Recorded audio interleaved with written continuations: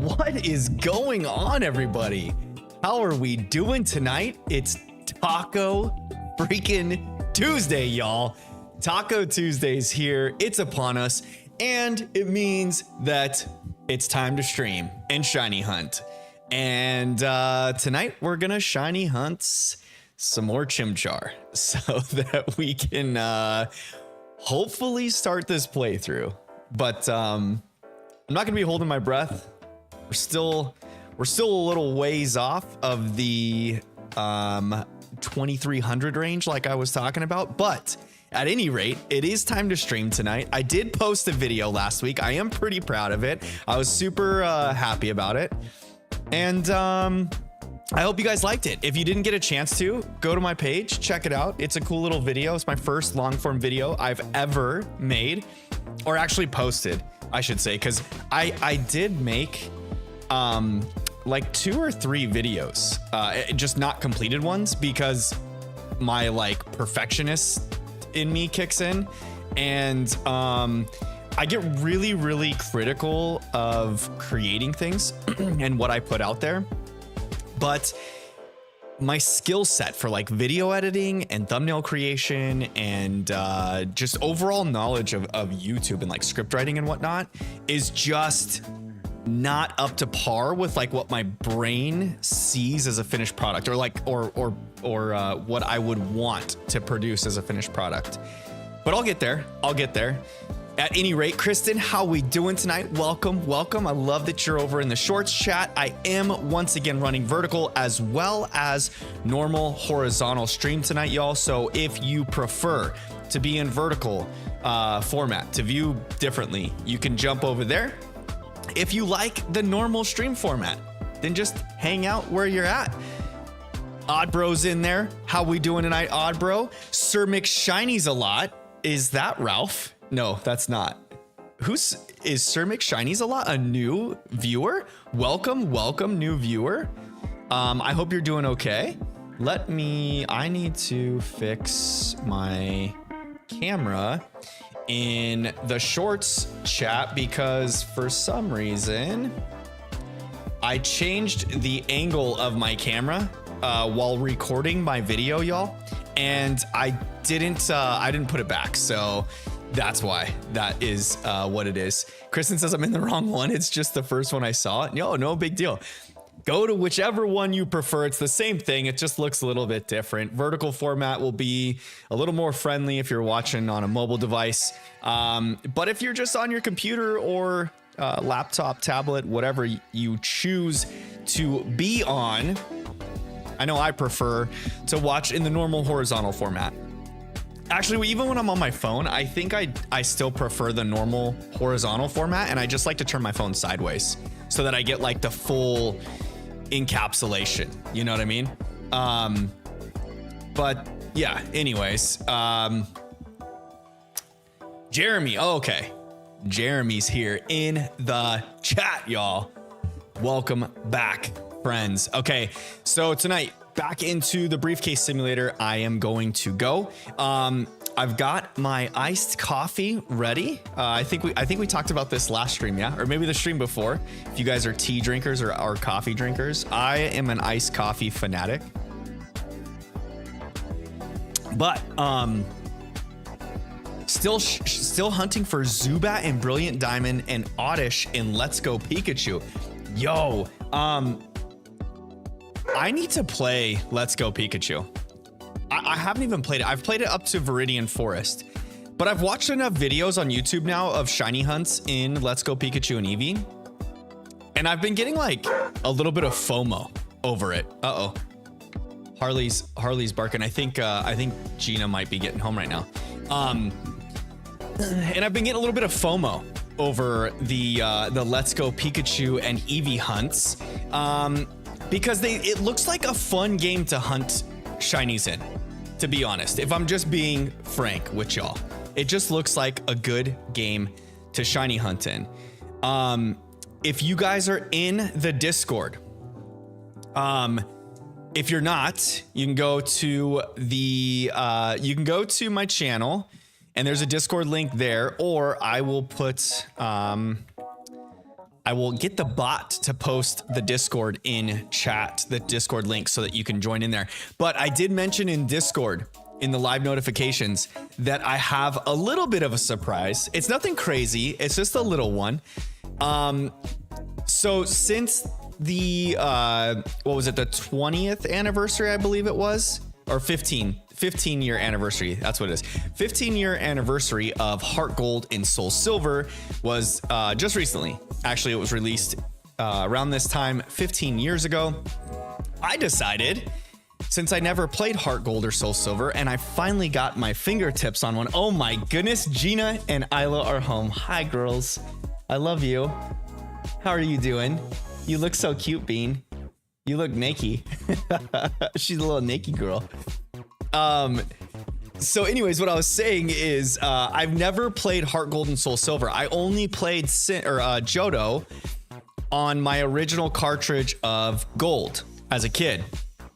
So I got my hands on a copy of Soul Silver, which I've got just chilling up here, except that's just the case, y'all, because the game is currently in my DS, and I decided that I'm gonna start a playthrough of Johto on Heart Gold. Well, it's Soul Silver for me. So Soul Silver, but not just any playthrough, guys. Not just any playthrough. I've been through Johto before. I've been through it a few times, just not in a long time. But I decided that I'm gonna do a shiny badge quest through Johto. So if I can coordinate enough, I may do some shiny hunting on the DS as well as the Switch at the same time, because there's quite a bit of downtime waiting for the Shining Pearl screen to load up. I figured that maybe I could get some encounters in while hunting. So then I could have 2 hunts going at one time. And then if I do find a shiny in either game, it'll be on screen for everyone to enjoy.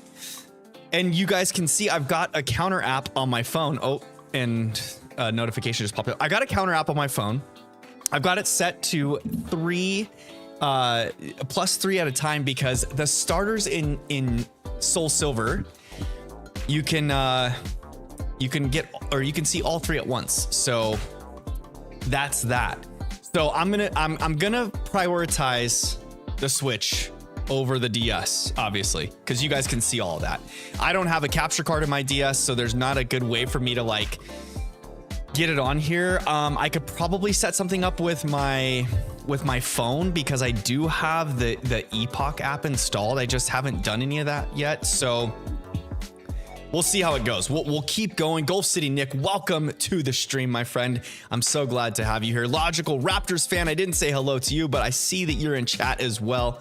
But yeah, so we'll get things underway here. I'm gonna stop yapping and just get into it, because y'all are probably sick of listening to me just yip yap away. Use camera, make an overlay. I did think about doing that. Orange Panda Plays, welcome back. Oh, and you're about to go to bed? Well, hey, thanks for stopping in. I appreciate you stopping by. I hope you sleep well, my friend. And we'll see you on the next stream, maybe. I should use the camera, make an overlay. I could. I was just saying, I think I don't have another webcam to use. Or another way of like capturing a camera besides, I did download the Elgato Epoch Cam for my phone. So I could hook up my phone to my computer and use it as a camera, and then it just like camera the screen of the DS probably. But I haven't quite set that up yet, or figured out a way to incorporate that in the overlay.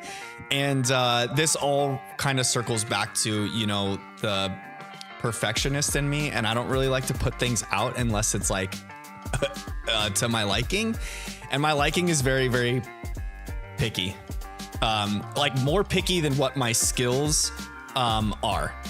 And so I think that kind of hinders me at times, but also it probably helps, because like when I do put stuff out there, I feel like it's pretty good quality, at least.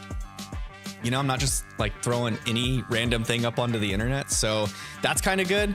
It's just I'm going for the quality over quantity, y'all. Quality over quantity. That's what I'm going for. Isla, what are you doing, baby? You trying to get up here with me? Isla's standing so much more, guys, and like on the brink of walking. She hasn't done it yet, though. So I'm waiting. I'm counting down the minutes. It's gonna happen soon. I know it is. Oh, dude, I think I can get this down. I'm doing okay with the whole shiny hunting on 2 console thing. I'm currently loading in my first round of starters just to see, because I wanted to make sure that I'm in the groove on the Shining Pearl. I don't want to slow these encounters down too much because they do take quite some time. The soft resets on the Switch are no fun. But yeah, you know, maybe I can just cycle through some Sinnoh starters, and the first one is in the books there. Nothing to it. As long as the internet holds out right. Yeah, no, exactly. I did have the internet service provider out the next day. So Wednesday of last week they came out. And lo and behold, the modem. So my ISP makes you use a modem that they provide. I think you can use, like, I can probably go get a third-party modem, but they supply it for free, like it's part of the package. So I just have them do it, because anymore the ISPs have decent modems for doing all this kind of stuff anyways. They came and mentioned that the modem that I had was like 2 models behind. So that was fun. She's just chilling. She's not gonna sit down. Oh, maybe she will. She's so cute with her little jeans on. Oh man. What shiny would you want with silver, or what if you get the wrong one? I'm not really too worried about which shiny I get. I would prefer Chikorita, because I usually pick the grass starter in my playthroughs. So I would prefer Chikorita, but since it's a shiny badge quest, I'm not gonna be too picky on it. And the other thing too is you gotta remember, Heart Gold and Soul Silver is it works off of the older shiny odds, which is 1 in, is it what, 8,192, I think? Or yeah, because now it's 1 in 4,096 on the newer games, on the modern games. But then it was 1 in 8,192 odds for a shiny to appear. So with it being higher odds, I'm not going to be too particular about it. Plus, I just want to, today is the day, Logical Raptors fan says, I just want to experience Johto through Gen 4, because I never got to do that. I never played Gen 4 on the original hardware. And so my only experience with Johto was original Game Boy Color, when I played Gold, and I played that game, I think like 4 or 5 times. I think I did 1 or 2 runs with Cyndaquil, and then everything else was Chikorita runs. Just because I always like to pick the grass starter. I know that game, the grass starter was like not as good, because like Bulbasaur was easy mode in Gen 1, which I didn't realize when picking Bulbasaur as a kid, that I was like picking the easiest difficulty in the game. I just picked him because I liked him. I thought his sprite looked really cool and alien-like as a kid, and so I thought that was neat. I mean, obviously Charmander was cool looking too, because it's a little lizard. But my buddy picks Charmander, and so I wanted to pick something different from him. And then another friend picked Squirtle. So it kind of worked out that, you know, we had like a trio of all the different starters, and yeah, so I just kind of always stuck with the grass starter from there. And then when I played Sapphire as a kid, I shouldn't say kid, because I think Sapphire came out when I like started high school. Yeah, I picked Trico in Sapphire as well, but I only got to like the second or third badge in Sapphire. Yeah, so that was that. So I to answer your question, Kristen, I don't mind what starter I get. That was a very long-winded way of telling you it doesn't matter to me. So yeah, that's that. If I get a Chikorita though, that would be really cool. I think that would be the bee's knees if I get Chikorita. I just don't want it to impede too much on the Shining Pearl hunt, because I do want to get this playthrough going, man. I researched quite a bit of this playthrough before I started the shiny hunt, and so now I'm kind of like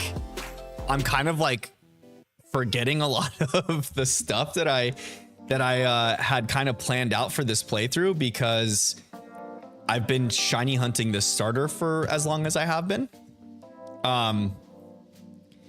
And I think originally I kind of intended to do some of the shiny hunting off stream, but once I got a couple streams into shiny hunting this Chimchar, I thought to myself, like, I could not get the shiny off stream and then just like post a video to Discord for you guys. Like that would just be, what? You can't sit up here, baby.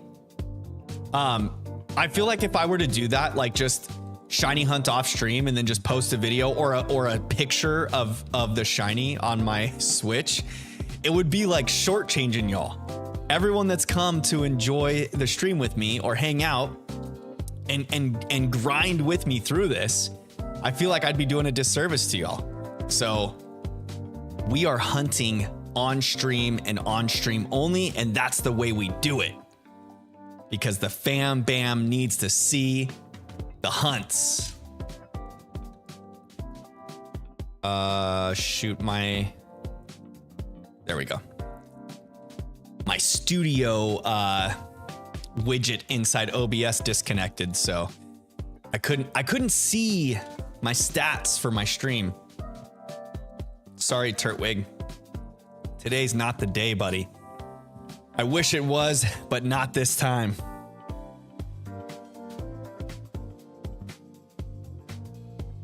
I told Gina that I'm gonna have Isla pick her starter. I don't know if I'm gonna do, I kind of want to do like the little stuffies, you know, but I think I'm just gonna only pick grass stuffy starters and then just have her pick her favorite, and I hope that she goes for Turtwig. What?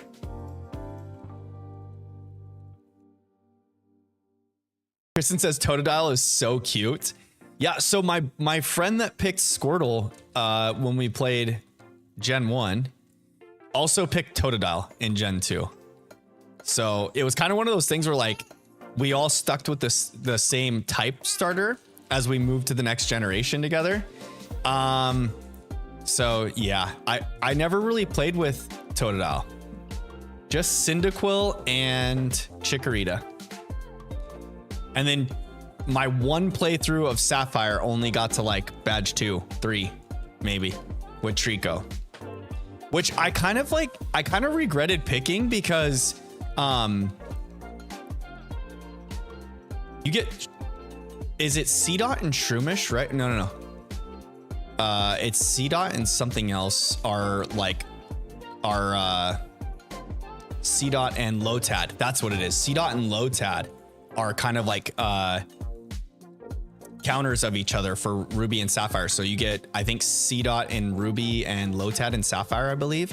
So when I played Sapphire, I picked Trico, and then I realized, like, right out the gates, I think I got Lotad out the gates, and it was grass and water. I'm like, dude, this is kind of a cool Pokemon.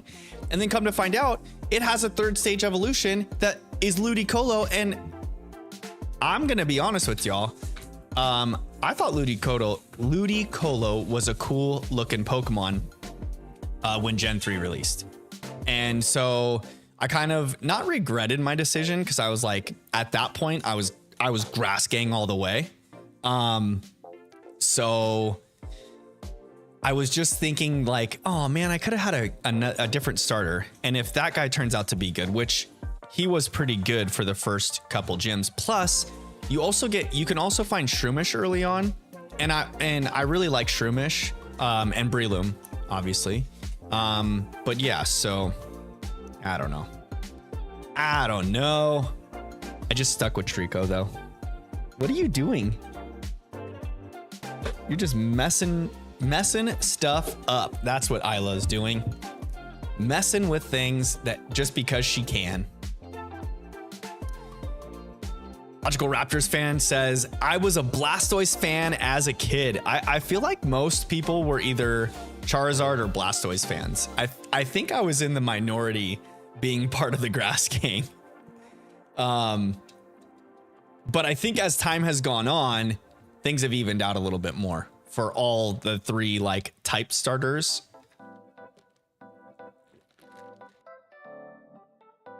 I feel like Chimchar was the go-to in Sinnoh. I think Chimchar was the go-to in Sinnoh. Especially once people found out that it was like one of the few fire Pokemon that you can get in Sinnoh. I think people were like, oh shoot, well if I want a fire type Pokemon, I better pick the starter that's fire.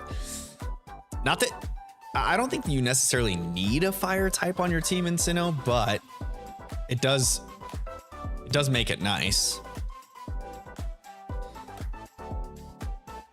Blue, welcome to the chat. How we doing tonight, Blue? Kristen says Linoon headbutted everything to death for me. Yo, nice. You'll love to see it. I wasn't a big Zigzagoon fan. I didn't really play with Zigzagoon or Linoon, to be honest. All right, no shiny Starly, no shiny Chimchar. We roll on to another one. Did you guys have a good photo shoot? Yeah. Isla's saying yeah. Still no shiny in Soul Silver. And we keep rolling on the shiny hunt in Shining Pearl. That's a lot of shiny says. Can't wait for us to get the run started in 2025. You might be right, Blue. It might not start until 2025 at this rate, unless I just from here on out I only do the starter shiny hunt for Chimchar. Just put you guys through all the suffering and pain. Did you guys end up catching a Mightiest marked Incineroar over this last weekend? I think this last weekend was the second weekend of the Incineroar raids. Did you guys get the Mightiest marked Incineroar? No shiny there. We reset. Onward we go. What's nice though is that the encounters or like the soft resetting on the DS is super quick, y'all. I've just been sitting in bed at night, soft resetting. Gina and I will watch like a movie or a show together, and I'll soft reset on the side. It's getting close, Blue says. 2025 is getting close. It damn sure is.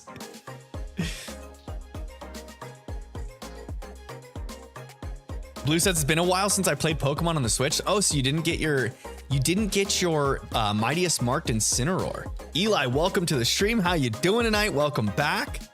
Hope you're having a good time. I hope your Tuesday was good. I hope you had some amazing tacos. What kind of tacos did everybody have tonight? Beef, chicken, fish, steak? I want to know. What kind of tacos the Fam Bam have been eating. Wolf City Nick says nope. Not getting close. Yeah, I don't think it's getting close either. It doesn't feel like it's getting close, right, Nick? It's almost like it's getting farther away with each briefcase opening, I think Rowan's just laughing in my face. He's like, hey, I'm never gonna put a shiny starter in this briefcase for you. He's just like, yo, get out of here. Melissa, welcome to the chat. How we doing tonight? Eli says, I got the One Piece manga and more Dragon Ball Z. Yo, nice.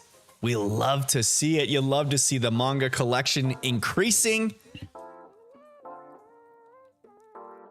Have you started reading any of the mangas, or did you read them all as soon as you got them? Kristen says, we barbecued burgers. Yo, barbecuing burgers never stinks. Never, ever, ever. Blue says, I didn't have tacos, but as long as you did, ... I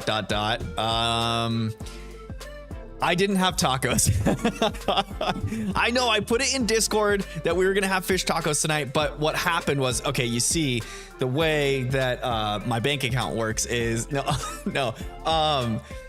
well, what happened was, we were gonna make fish tacos tonight, but also Gina scheduled a photo shoot with Isla, and she had to leave at like 4 to make it to the shoot location.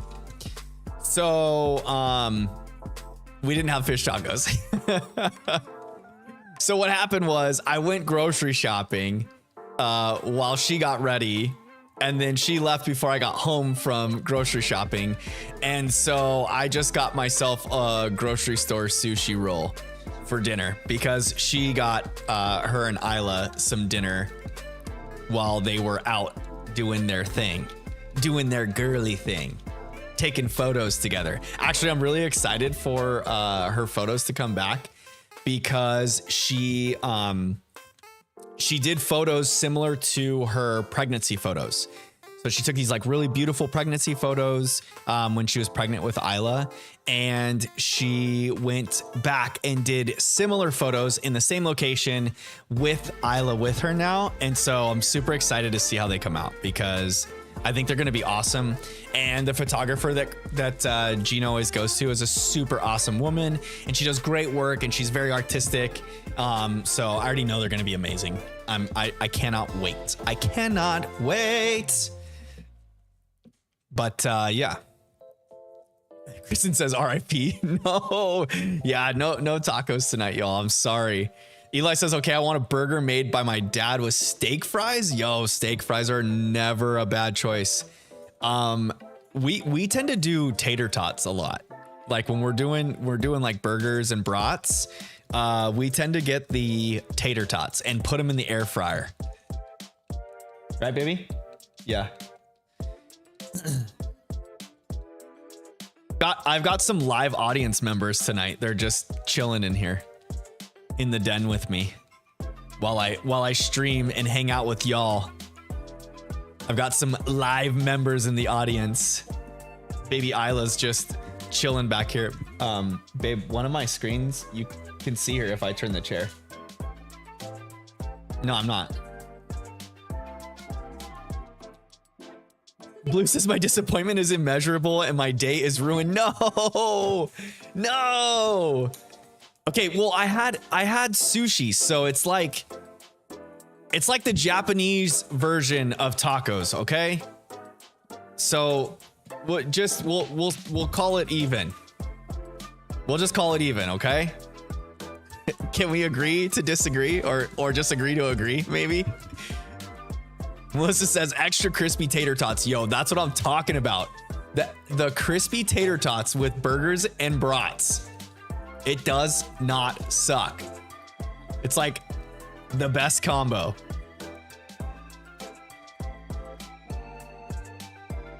And I'm always like a blue cheeseburger fan. Ooh, baby. But like, I can respect a good like barbecue burger, you know, like where they do barbecue sauce and jalapenos and like cheddar. But normally I'm a fan of just like the blue cheeseburger. Too good.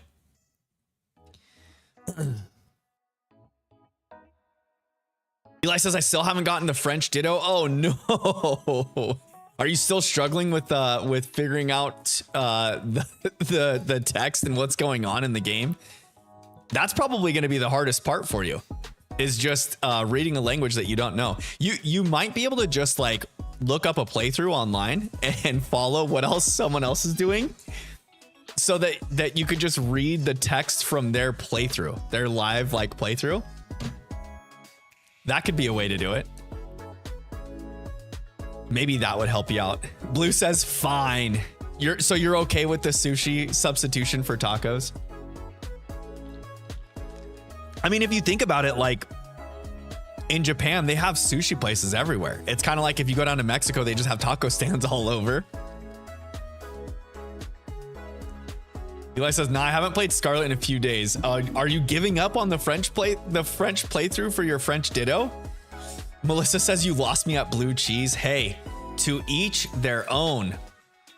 I feel like there's quite a few things in food talk that are either loved or hated by everyone, and there's no in between. And blue cheese is one of those things. Like, either if you like blue cheese, you love it, and if you don't like blue cheese, you hate it. It's just nowhere in between at all. I would say onions are similar, but I feel like onions are good. And I think that people that don't give onions a chance, you need to broaden your horizons. Onions are like natural seasoning for food, you know? Just helps bring out all the flavors of everything. No shiny Starly, that is good. No shiny Chimchar, that is sad. Kristen says Romano is such a good cheese though. Heck yes. Oh my goodness, some good pecorino. Oh my goodness. So when I lived in Italy, I lived with a host, and she was kind of like a grandparent age, you know, and she would make me, we were close to Rome. So there's a dish that's very popular in Rome. Well, like in the Roman area, all of central Italy and northern Italy. And it's called carbonara. Okay. And what they do, a lot of times, like restaurants will make it with spaghetti, but it's basically like an egg yolk and cheese sauce on your pasta with pancetta. And it's so freaking amazing. It's making my mouth water just thinking about it. But my host made me carbonara one night and then taught me how to make it as a kid or as a college student. And I've kept that knowledge, but a good pecorino in your carbonara is like necessary. You use like a little bit of just like any sort of regular Parmesan. So like grana padano and pecorino, and mix them together, and it's egg yolk mainly for the sauce. It's like a egg yolk cheese sauce, and then you put it over the hot nudes as they come out when they're cooked. But you have to like stir it so that the egg yolk doesn't cook up into like scrambled eggs. It just like it just gets like warm on the pasta. Oh my goodness, and it becomes like all silky and delicious. And then you have the pancetta, and oh my goodness gracious. I think normally though, like traditionally in Italy, when they're making that dish, they use guanciale, which is like pork cheek. And they usually cure it the same as like pancetta. I used to not like Parmesan and stuff, but now I'm broadening my cheese love, but not blue cheese. Hey, maybe one day you'll get there, Melissa. One day. If not, no big deal. Does anyone like goat cheese? Because goat cheese, that's another one of those that can be like a love or hate type. Not if you're allergic to onions, Gulf City Nick says. Oh. Is onion really an allergy? Because it's a root. I guess, yeah, that would make sense. And Nick, you would know, you're the chef. You are the chef, my friend. Melissa says, people that say they don't like onions, I still cook with it and they love it. Yeah, I've done that a few times. I've done that a few times with people that are like, oh no, I hate onions and I can taste it in anything. So don't put onions in my food because I will know. And I'm like, okay, no big deal. And then I just chop it up really, really fine and then throw it in like the sauce that I'm making. Yeah, it's going in.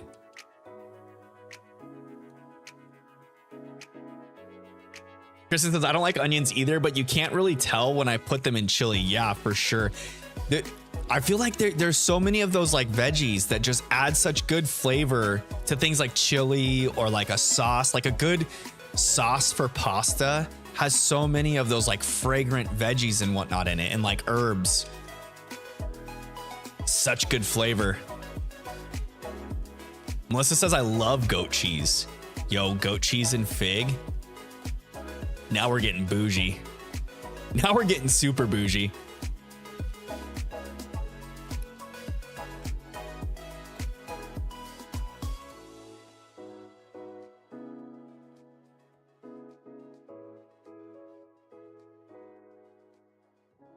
All right, come on now, Barry. Let's go up to the briefcase. And let's see if Rowan left us a pink chimchar. Come on, pink chimchar. I don't know if you guys noticed tonight, but it's kind of a light pink shirt that I'm wearing. I think it looks kind of white in the camera and with my lighting. But it's like a baby pink shirt. And I did it on purpose. It was for good luck. I'm thinking pink.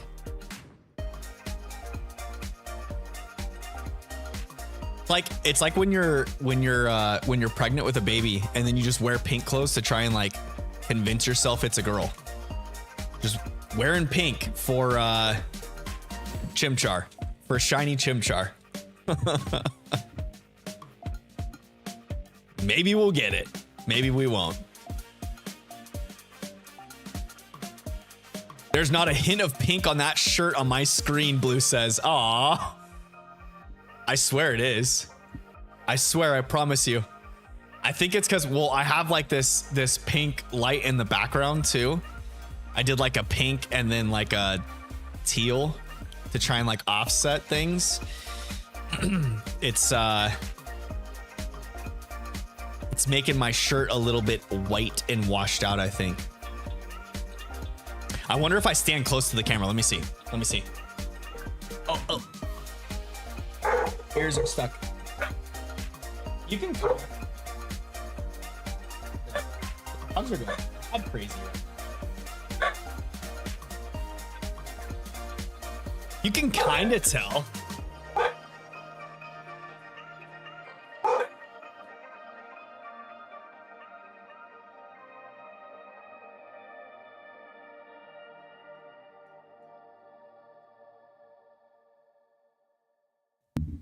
I thought maybe someone was at the door.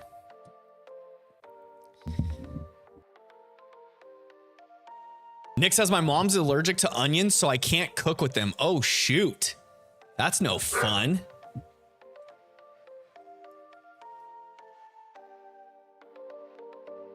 Kristen says it's white. Dang it. It is pink, I swear. I swear to you it's pink. I promise. On my love for Pokemon, I promise you that it's a pink shirt. It's just not like super, super pink. Maybe if I stand back away from the light, except my whole skin looks pink back here. I don't know. Baji, welcome to the chat. Welcome. How are we doing tonight? How were your tacos on this wonderful Taco Tuesday?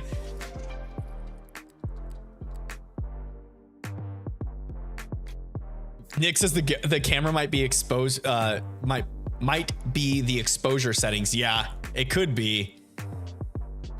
It could be the lighting. My key lights too are kind of like set to, you know, make it to where there's no shadows, and then it's like I like to use super white lighting instead of like an amber light.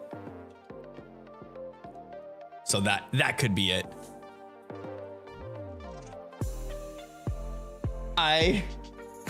Clean baby. I know, I hear her. Melissa says it probably been asked, but what is the quickest someone has gotten the pink chimchar? I'm sure there's people that have gotten it like on turn 1 on the first check, but I don't know for sure. I don't know if anyone's like recorded or like, you know, put it live before.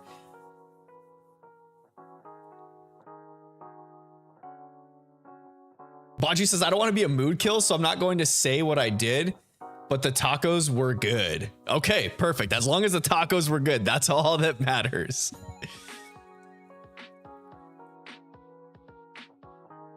Blue says your shirt looks whiter than paper. Aww. It's pink. I swear it's pink. It's like a baby pink. Kristen says, I'm 2/3 done with the Game of Thrones book now. Nice. How are you liking it? Speaking of books, okay, so last night, Gina and I watched a movie, and it's called Uglies, I think it is what it is, on Netflix. And she was telling me that it's like it was a book that she read in school. I had no idea. I never read it. I didn't even know about it. But it's like a trilogy. And so we watched this movie, and then comes to the end of it, and it's total cliffhanger. And I'm like, what? Is this like part of a series? And she was like, yeah, it's part of a trilogy. I'm like, gosh, dang it. Why would you do that? We need to know.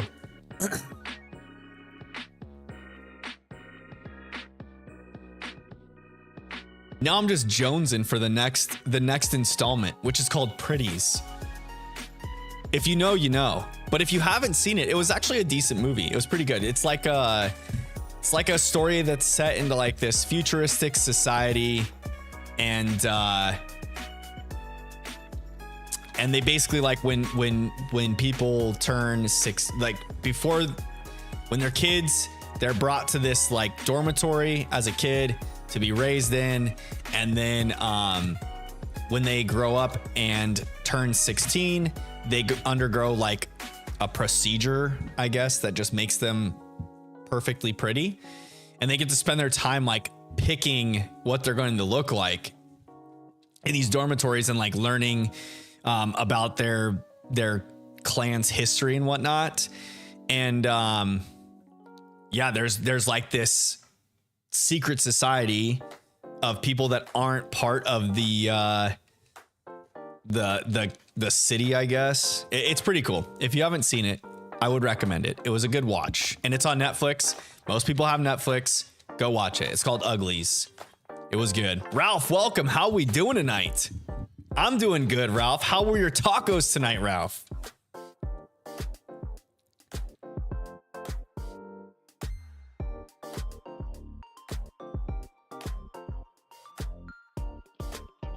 Do I plan on seeing the new Beetlejuice movie? I don't know if I'm gonna go see it in theaters. I'll probably just wait and then watch it once it comes out on one of the streaming services.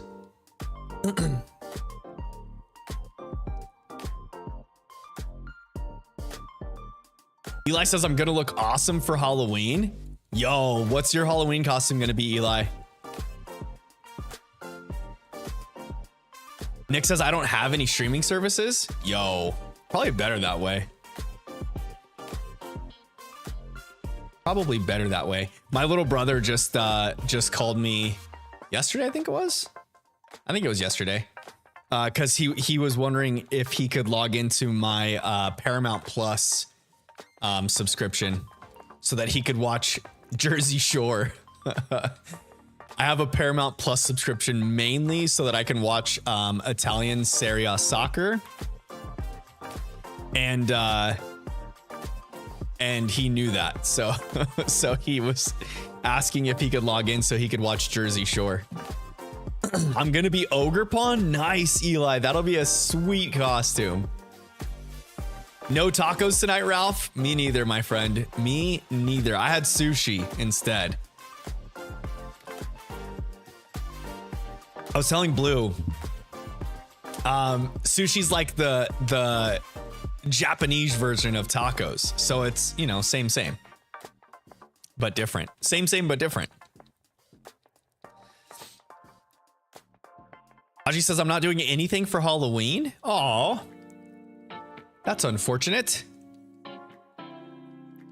I think we're going to take the kids down to our city does like a little downtown area where like the clubs in the city will set up booths for them to like trunk or treat out of. And they'll have like blow ups and all kinds of stuff like that, like bounce house and slides for the kids to play on and hang out.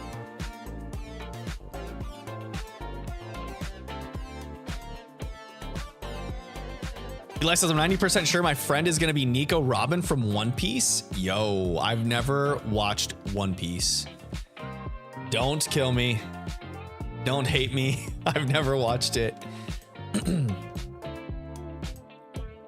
I still need to, I still want to watch some of the Studio Ghibli movies that Kristen recommended. It's like the Japanese animation studio that's like the Disney of Japan, I guess. Get Bear some treats? Who's Bear? Who's Bear, Blue? I was gonna be Greninja or Tauros, but I changed my mind, Baji says. Greninja would be a sweet Halloween costume. Hi, Isla. She's all clean. She looks cute.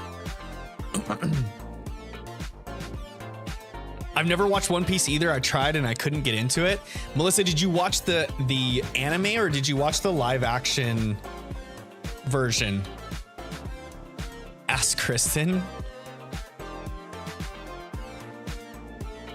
Nick says, odds are I'm working that night, but I'm going to a concert on the 28th. Yo, nice. What concert are you going to go see, Nick? Live music is so good. Especially if you're going to see like a band that you really enjoy or that performs really well live. That's always nice. Baji says, I watched every episode of One Piece. Yeah, I feel like One Piece is probably one of the more popular anime to watch, yeah?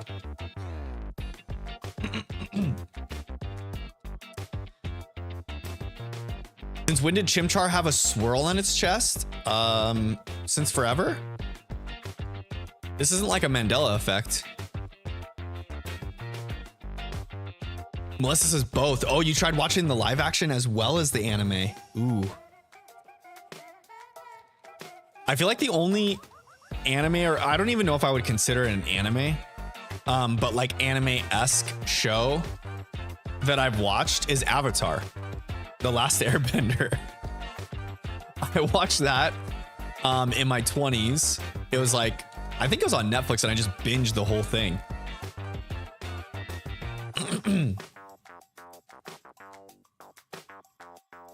The first few episodes of One Piece are a bit too meh, but once Zoro joins the crew, it gets awesome, Eli says. Okay. Okay.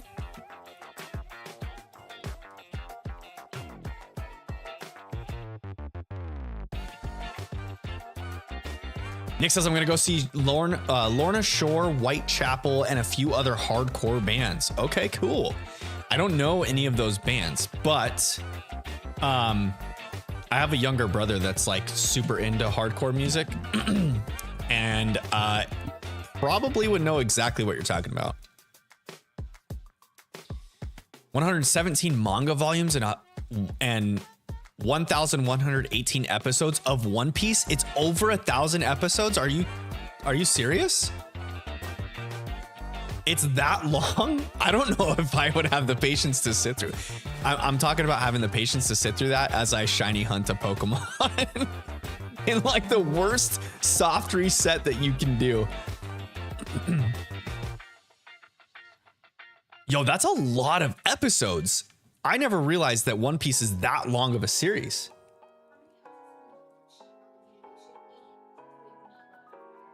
I gave her 6 this morning and then 6 before we...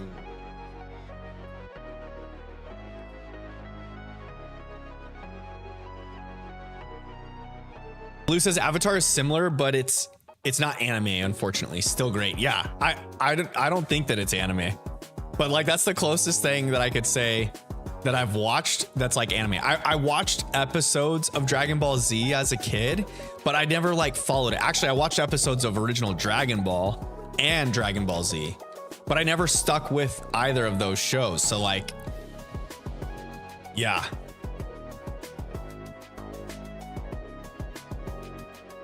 Crispy, welcome, welcome. How we doing tonight, Crispy? How were your tacos tonight, Crispy? What kind of tacos did you make?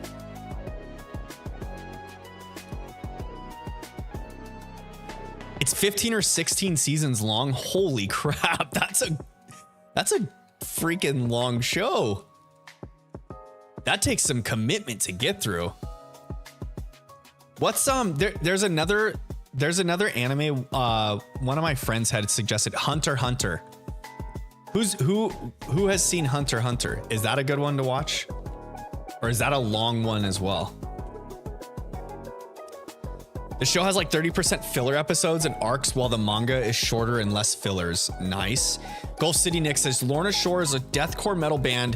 Whitechapel is also a deathcore band, and the other two I'm not sure who they are, but I've seen Lorna Shore 3 times so far. They put on a good show. Nice. That's always exciting. I feel like the metalcore scene and like metal scene, the fans always have a blast at live shows, and those bands just like get into their live shows. I'm at lunch break eating steak tacos. Yes, Crispy. Steak tacos on the lunch break. You'll love to see it. Crispy says you need to watch One Piece. Oh no. I don't know if I can get through that many episodes.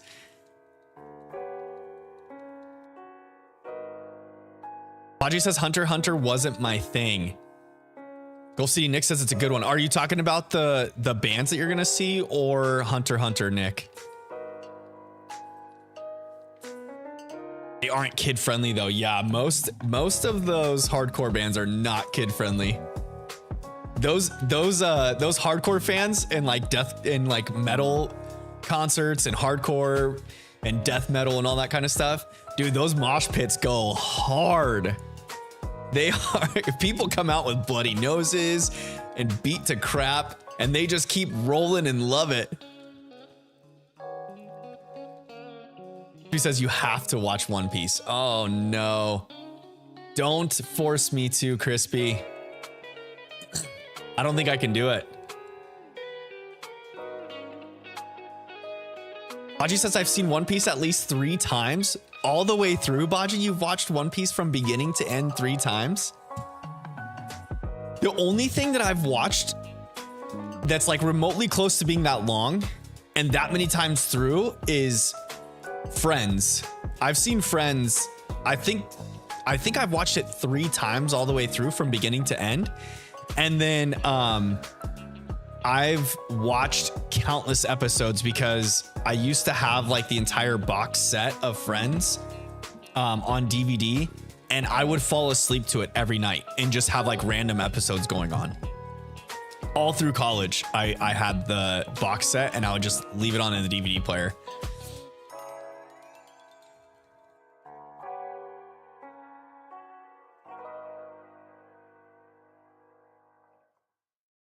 Nick says, yes, they do, but there's a rule in the pit. If you get knocked down and you don't want to be in there, they have to let you out. Oh, nice.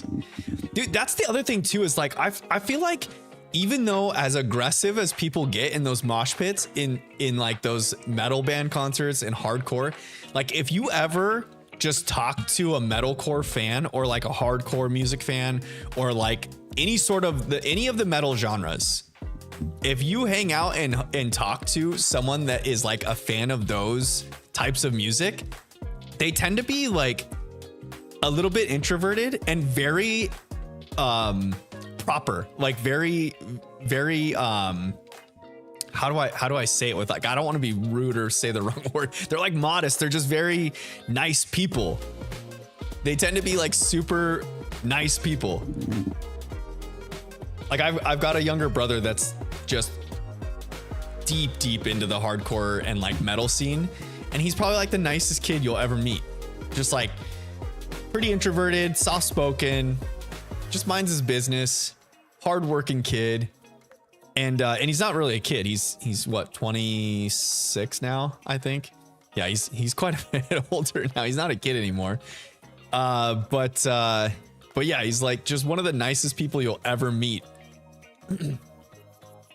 But you throw those metal fans into a mosh pit and they will just beat the shit out of anyone. Pardon my French. Christy says, I don't have a lot of time because of work, streams, and my kid, but I always watch One Piece. Yo, Crispy's dedicated to the craft, guys. You gotta get the One Piece in. Volume 11 of One Piece has some of the best cover art I've ever seen, Eli says. Ralph says it starts a little slow, but once it's rolling, there's something always going on. I would say watch the live action to get a feel of it. And Blue hasn't watched an episode in a month or in months. Nick says metalheads are timid. Yes, for real. They're just like the nicest people, man. But you throw them in, go to a live show and throw them in a mosh pit. You are getting your face hit at least once.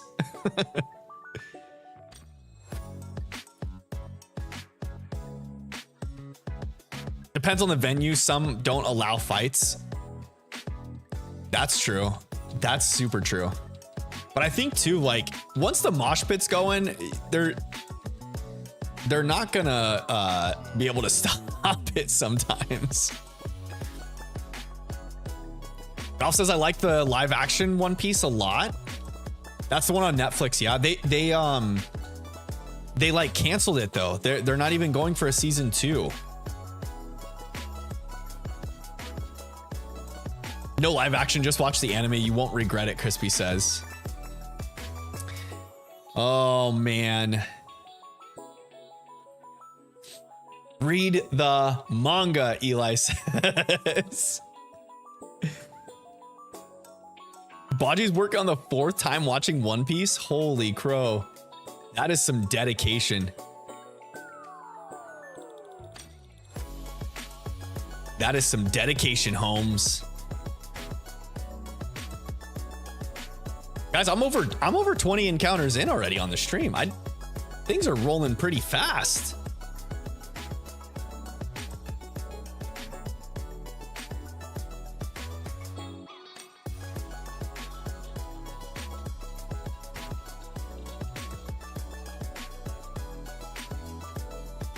I've still got resets going on the DS as well.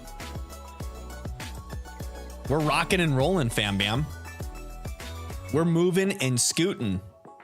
It's like we're boot scooting boogieing through soft resets of shiny hunting. Starters, by the way. Blue says I clipped it. Oh no, what'd you clip?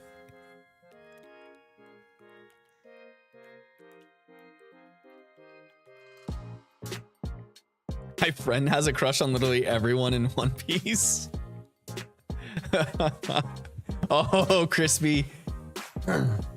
He's a fan of one of the live action actors. Look what you started, Crispy.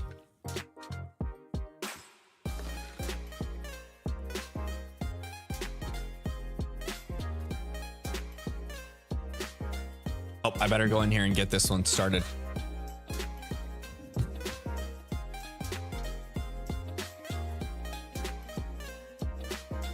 No. That one's not. Nope, not shiny. The angle at which my DS was sitting kind of made the Totodile look a little bit tealy. It wasn't shiny though. Blue says I'm gonna head out for a bit. I'll be back. Yo, we'll see you when you get back here, Blue. Ralph says I'm about 120 episodes in on the anime of One Piece. Yo. The One Piece is real. How did chat just turn into everything about One Piece? Sir makes shinies a lot. As long as you don't get the uncatchable shiny, you got this shiny in the bag. Yo, for real. As long as I don't get the shiny Starly, I'll be okay. I'm just kind of like I'm getting anxious to the point that like the Starly's gonna show up at one of these times, and it's gonna be so sad.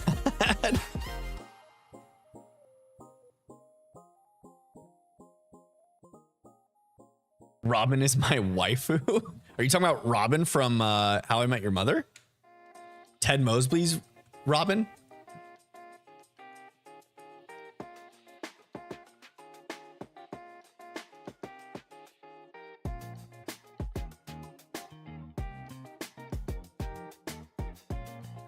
Banks with both arms. Is that one of the characters? I feel disconnected from the One Piece chat. One Piece Robin. Guys, if you haven't already, please drop a like on the stream. It does help push the video out to the YouTube algorithm, encouraging others to come in and join the fam bam while we shiny hunt and do these fun little playthroughs of Pokemon. Plus, guys, it's free for you to hit the thumbs up. It's cool for me. It helps promote the channel. Don't look at the images of Robin or Nami. Okay. Trillana, welcome. How we doing tonight? I hope you're having a great Tuesday, Lana. He be a god with both his arms? Oh no. Ralph says I haven't made it to Robin in the anime, but I've seen. Uh-oh. Gosh dang it. Sorry, Lana. I think the bot deleted your message because you had too many caps. Oh, I hate when it, and there's no way I could stop it. So if you got timed out, the bot did it. It's not me. Crispy says I like, so now you need to watch One Piece. Oh no. Is one thumbs up equal to 1,118 episodes of an anime? The Stream Elements came in with the hammer for real. I thought I decreased the sensitivity on it too. Stream Elements. I better double check. No shiny there. 891 encounters in Soul Silver, y'all. 891 in Soul Silver. All right, let me go to I need to go to my dashboard, then go to the bot, chat bot, and go to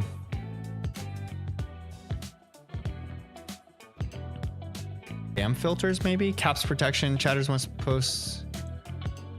Okay, timeout the user for 60 seconds. Oh no, let's drop that.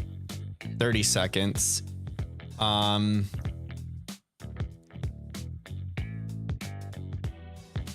Maximum amount of caps allowed in one message is 50. So Lana, you did more than 50 caps in one message.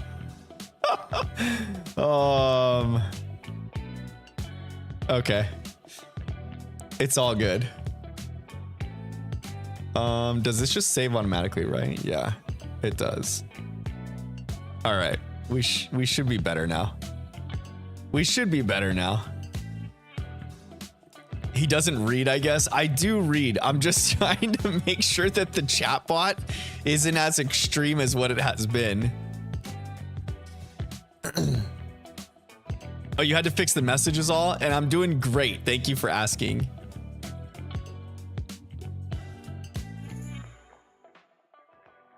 It's about 50 across 3-line message, or across 3 messages. I think I think if your messages are consecutive enough, chatbot will still drop the pause hammer on you. Unfortunately. I don't think I increased the counter over here. I did the encounter on my phone for Soul Silver and not on the keyboard. Just got back from a concert. Lana, what'd you go see? Right now is the perfect time to watch One Piece before the author reveals the treasure that will shake the world. The One Piece? Wait, what? Is One Piece not done? It's like over 1,000 episodes and it's not done?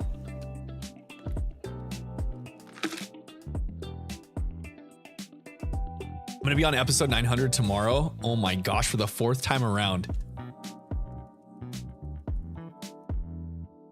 Honestly, it's one of the coolest concerts I've ever been to. Who did you go see, Lana?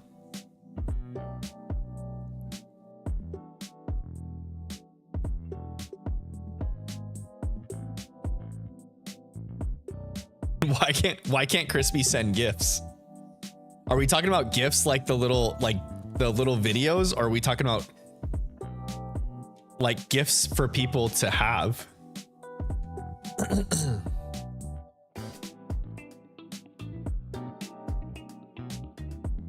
Band called Starset. They're like Breaking Benjamin and Linkin Park. Had a 3-way with an orchestral group. Okay. Nice. Starset. Well, it sounds cool. I like Breaking Benjamin. I like listening to Breaking Benjamin like during workouts. That's some good stuff for working out too. Oh, gifts in Pokemon Go. Like, okay, I see.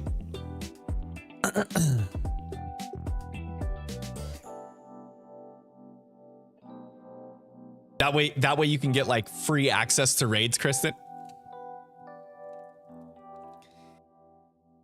Is Crispy giving you the cold shoulder in Pokemon Go and not helping you out with your shiny hunting? What a jerk. We need to get thumbs down in the chat for Crispy right now for not sending the free gifts in Pokemon Go to Kristen so that she can continue to shiny hunt Pokemon.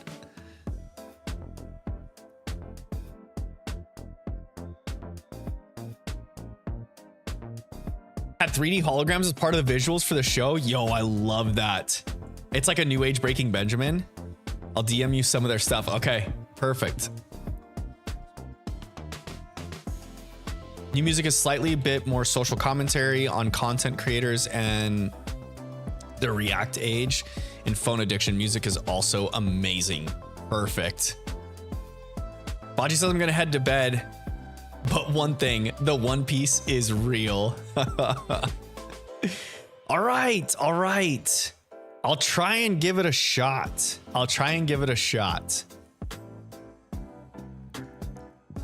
But you know what I am excited for, y'all? I think it's Thursday. Yeah, it is. It's on Thursday, the 19th. The Penguin series releases on HBO Max, I think it is. And it's going to be part of the Robert Pattinson Batman world. So Colin Farrell played the Penguin or gosh dang it, what's his name? Cobblepot's. I can't think of his freaking name. Anyways, the Penguin's real name. But they're doing a series on, I think it's on HBO Max. A whole TV series. I think it's like an 8-episode series. I'm super excited for it. And on Thursday, it drops. I don't know if it's 1 episode at a time though, or if it's like all at once type thing. I kind of hope it's all at once. That way I can just watch it to my liking, you know, and not have to wait. Yeah, his last name's Cobblepot, but I can't. Is his first name Oswald? Crispy sent the GIF. It worked, chat. Lana and Kristen, it worked. The thumbs down in the chat worked. You're welcome. Oswald, that's what it is. Okay, I thought so. I started blanking it when I was trying to think of his name. I was like, oh shoot, is it Oswald? And then sometimes I feel like if I say the wrong name in chat, the internet will roast me because you guys have Google search at your fingertips. And I don't. Well, I technically do. It's at my fingertips, but then I'll have to like stop everything I'm doing to Google search it. and I don't really want to do that. I was about to do a new round of thumbs down, Lana says. No, give him the thumbs up now. He sent it. Another good anime is Attack on Titan. Oh, you know what, Crispy? I've heard that. I heard Hunter x Hunter and Attack on Titan. Eli asks, does anyone here like Digimon? I watched Digimon a little bit as a kid, like during the 90s Pokemania, when Digimon came out as its own cartoon as well. I never really got into it though. Like, I watched it, but I never had the same liking to Digimon as I did to Pokemon. Or Yu-Gi-Oh! Like, Yu-Gi-Oh! Was pretty popular back then too.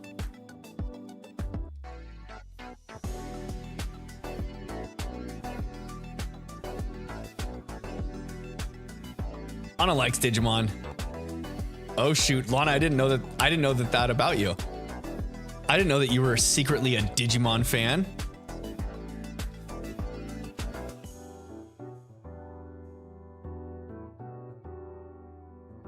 Gonna DM me the song in Discord? Perfect. Send it my way. I'll give it a listen.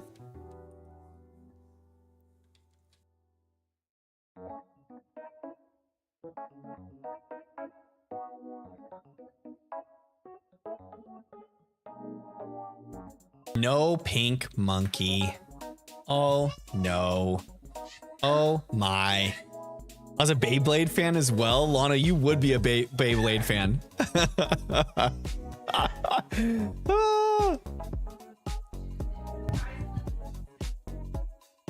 Did what, baby?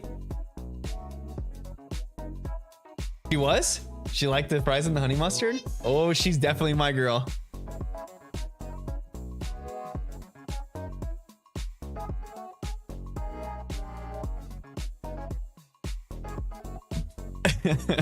Lana says, excuse me, what does that mean? Yeah, that means you just seem like a Beyblade fan. Like you fit the mold for Beyblade fans. Oh yeah, well, what I was gonna say, chat, is Lana and I used to play a chair league in an online MOBA that was made by Blizzard. And so we've had many a late night grinding ladder in that game together. So I've known Lana for some time.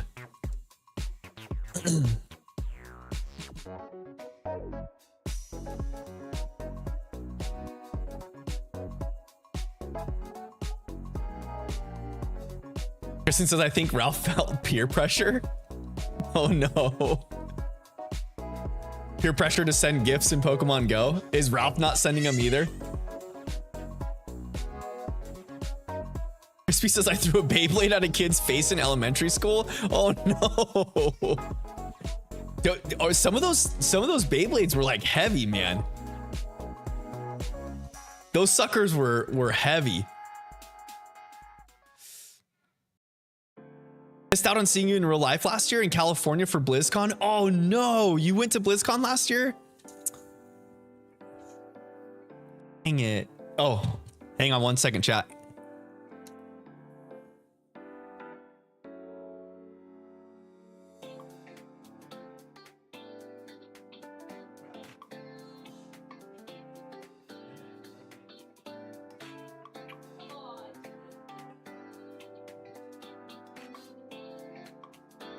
Had to give Isla her goodnight kiss, y'all. She actually leaned in and gave me a goodnight kiss tonight. Little cutie pie. She's been actually giving kisses back to us now. Like when we tell her to like lean in for a kiss, it's like the cutest thing ever.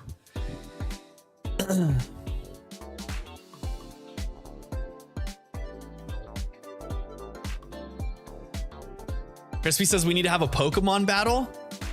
Crispy, I think that you and I should do like some sort of shiny hunting duel and then use those shinies in a doubles battle. Like maybe we do maybe we do some sort of like shiny hunting in the Blueberry Academy. Like the first, I don't know. We could like spin a wheel to see which zone we hunt in, and then hunt together in like a union circle, and then get shinies, and then like, you know, spend so much time in each zone, and each zone is like picked new with the spinning wheel. And then once we each have a full team of shinies, we get like a set amount of time to put items on them, EV train them, whatever, and then do a doubles battle against each other. That would be fun. That would be super cool.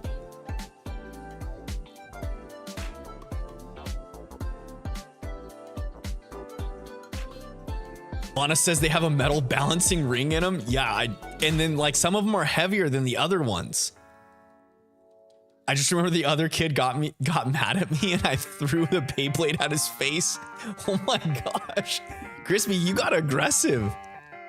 You were kind of an aggressive kid, throwing Beyblades at kids' faces. Yo, I'm at 906 encounters in Soul Silver, y'all. 906. I'm charging down this Chimchar encounter rate. It's 3 at a time in Soul Silver.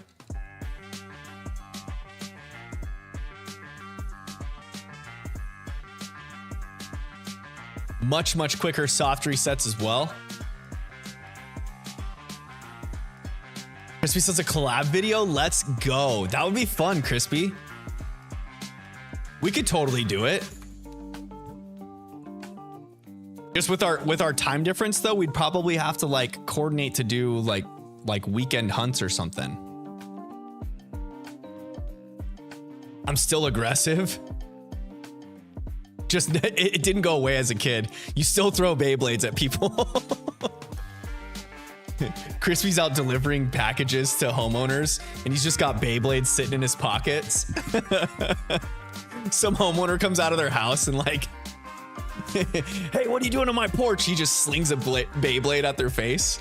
That'd be great.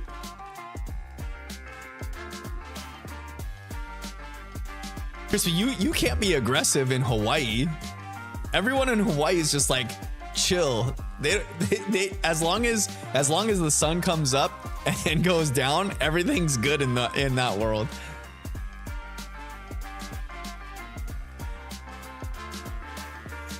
Oddbro, welcome back. Welcome back, my friend. Oddbro, did you watch Baltimore Regionals this weekend?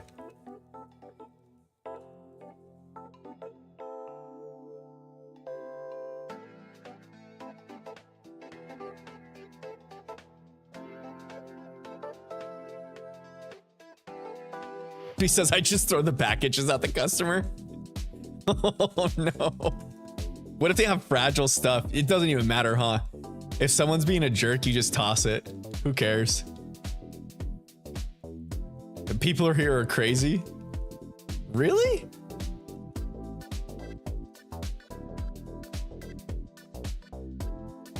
Did you say what island you live on, Crispy? I don't remember if you ever did or not. I've only been to the Big Island, both the Kona and Hilo side, and I feel like when I was there, everyone was just so like relaxed and chill. Like they had like no worries in the world. I didn't watch the live broadcast, but I watched some of the battles afterward. Wolf came in 9th. Yeah, I saw that. What do you think of the new tournament format? I kind of like it. I kind of like how they're doing the asymmetrical top cut,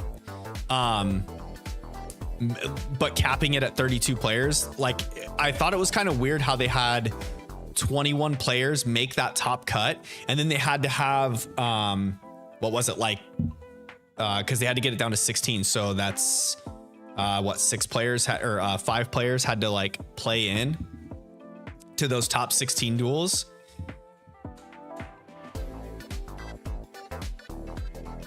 But I think it's really cool because now it kind of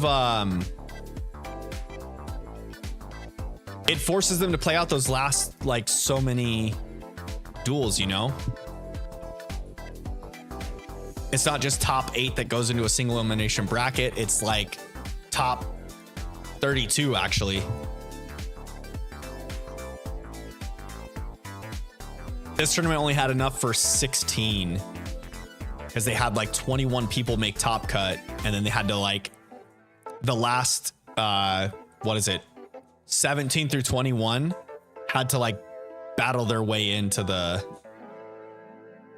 top 16 or something like that.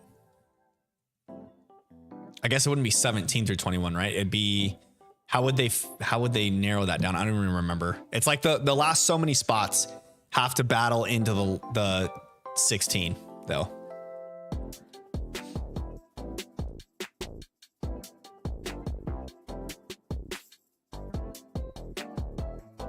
New regulation makes for more opportunity and creativity. Every team will be different from the next since the meta is virtually non-existent.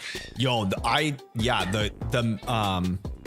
regulation is so cool. I love that they don't have legendaries, you know, restricted, no paradox Pokemon, all of it, but they have access to like almost the entire Pokedex. It's so cool. I love that there was I think on stream they had mentioned that there were 12, I think, of the 27 starter Pokemon that were on teams in day 2. The dogs are barking. Like obviously we've got Rillaboom and Incineroar. I think we're no surprise to anybody. And then Primarina was talked about a lot too, being used in Regulation H.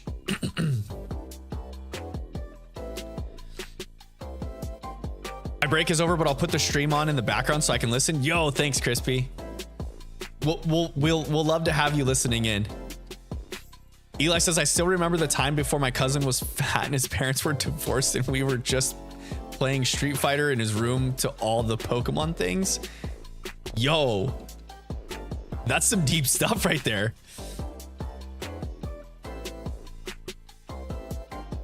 But yeah, I'm really loving Regulation H. It seems like the players like Regulation H too. Like if you've seen on VGC Twitter at all or any of that kind of stuff, there a lot of people are really liking this regulation. I think what's going to be cool too is like this coming weekend. What do they have? Gdansk, or it's a European regional, and I can't remember. Dortmund. I think it's Dortmund this weekend. But it'll be cool to see the European players play because they tend to favor more like balanced teams. Whereas like I feel like we saw some balanced teams in the NA region too. But I feel like more NA players tend to play aggressive. And so it makes sense, like that team that won, what was his name? Nicholas Morales, I think was his name.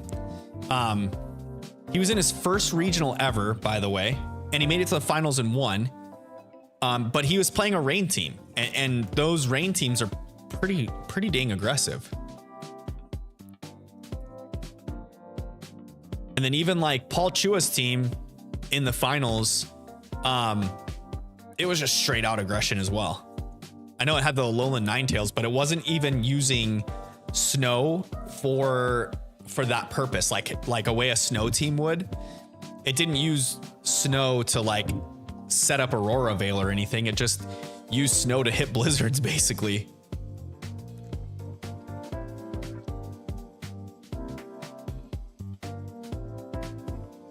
I've got a feeling that this coming weekend we'll see we'll probably see a Trick Room team win this weekend, going to EU.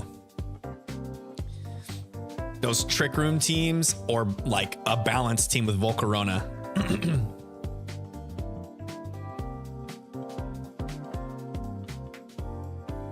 Eli's heading out. Good night, Eli. Thanks for stopping in. Hope you have a great evening, my friend. Person says, I finally have enough coins for some free raid passes. I need a shiny Zacian. Oh yeah, you got the Pokemon Go has that shiny Zacian event going. Right. Oh, excuse me. Or it's a Zacian event, and then are shiny odds increased for those Pokemon that are event Pokemon or something in Pokemon Go? Someone explain that to me. How does that work?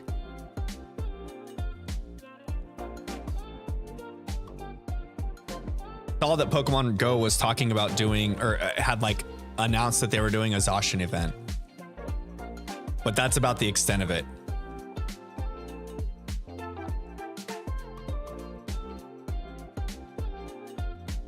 Cold, welcome back. Long time no see, friend. I'm glad you made it to stream tonight. How are you doing? How are things going?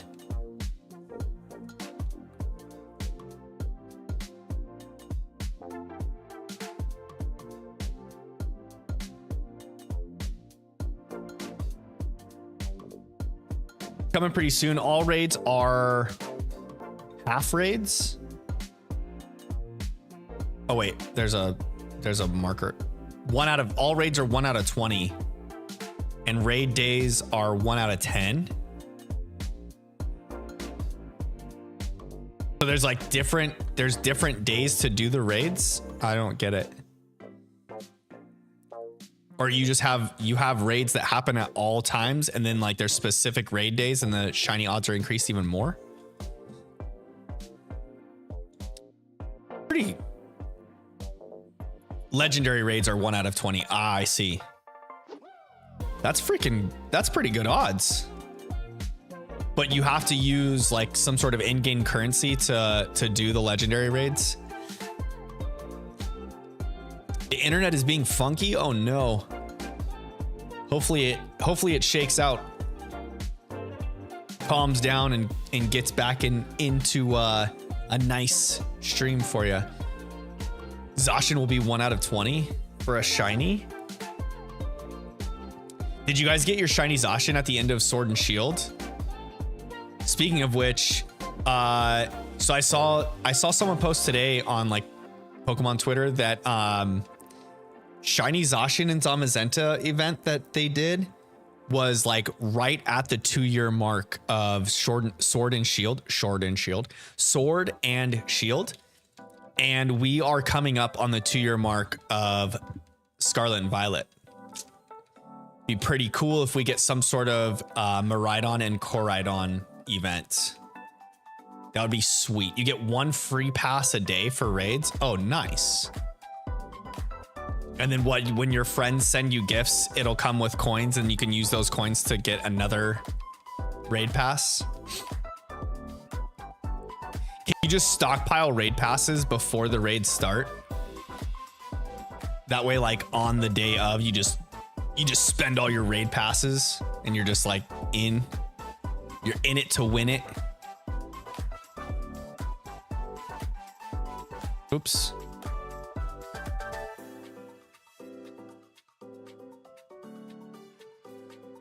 Caved into making fake mana inspired by a Roblox game. I couldn't hold back the craving to not make them. Z-Colt, that is awesome. I think I saw you posted in the Discord the Roblox inspired fake mon.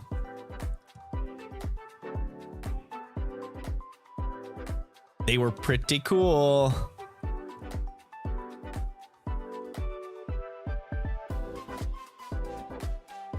I'm hitting A buttons all over the place right now. No shiny there.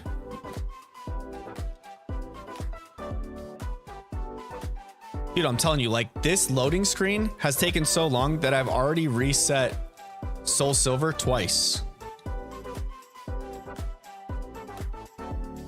And now I have to sit through this text cutscene that's a mile long.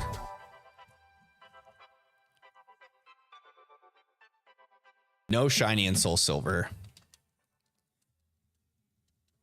All right, Rowan and Dawn, get out the way so I can go check this briefcase and see if Rowan left us a pink Chimchar.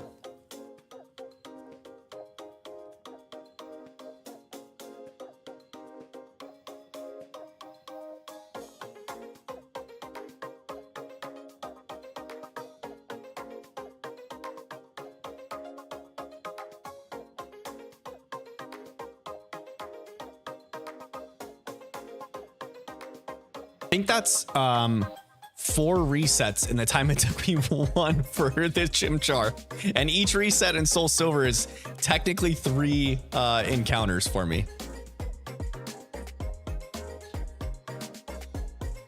Oh.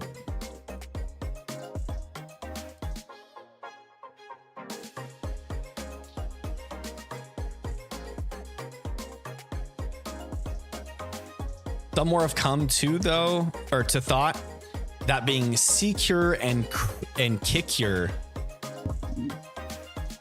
Are they regional variants of Seeking and Kricketune? Kristen says no coins you have to earn from holding gems.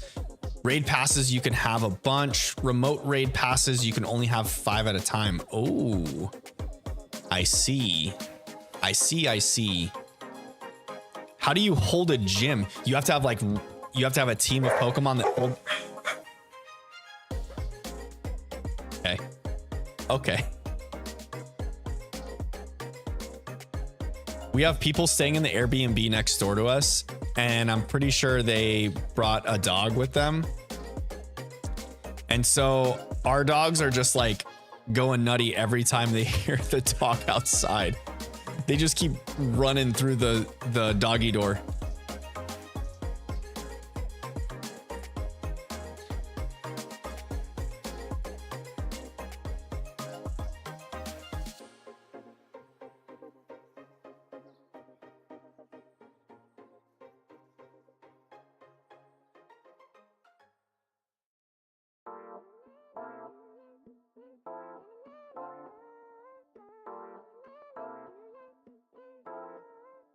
All right. What is this encounter? Number 1477. 1,477 encounters, y'all.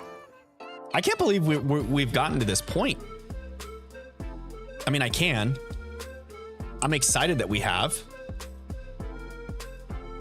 I don't know if you guys can hear Isla and Gina in the background. Isla was supposed to go down for bed, and she didn't. So Gina just got her out and is playing with her now.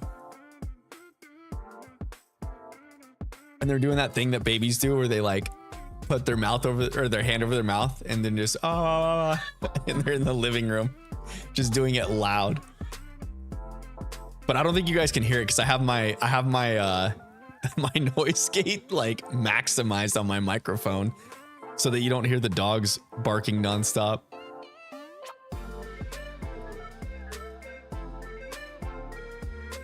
Guys, I'm definitely gonna break 1,000 encounters in Soul Silver tonight. It is on like Donkey Kong, y'all.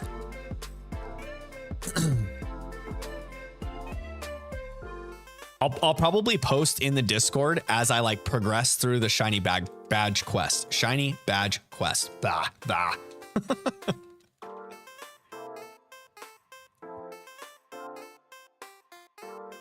Can't remember though if I'm supposed to like, okay, so I'm gonna shiny hunt the starter, and then do I get another Pokemon before the first badge? I need to Google that in a shiny badge quest. Or do I go through the first badge and then get another shiny Pokemon?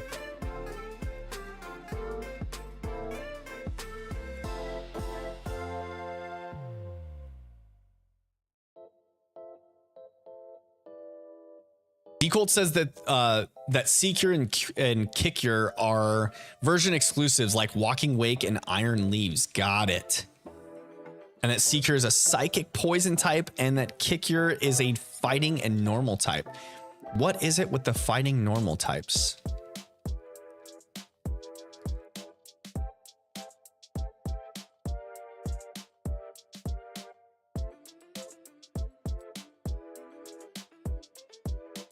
I think it's kind of funny that like fighting normal types are weak against themselves.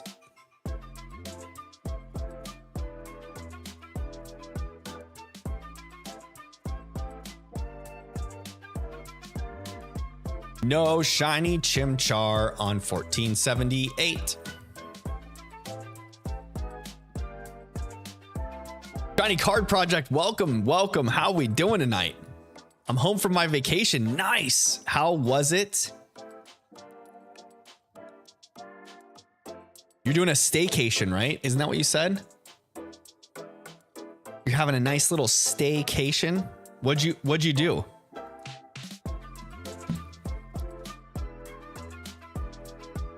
D-Colt says I'm just gonna make a whole Roblox game inspired by Fakemon region at this point. That would be pretty sweet.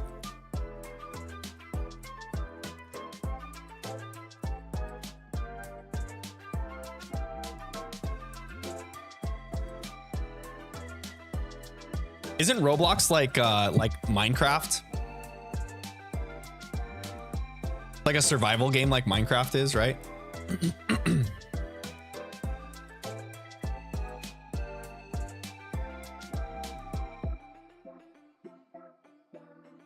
Guys, I've got my shiny badge quest going in Heart Gold or in Soul Silver, as well as the shiny hunt for the Chimchar. So if we get a shiny tonight, just saying,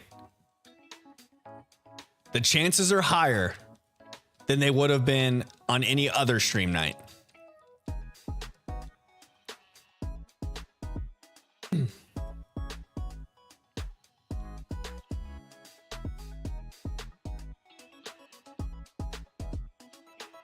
Staying with close family. Nice. Okay, that's always good.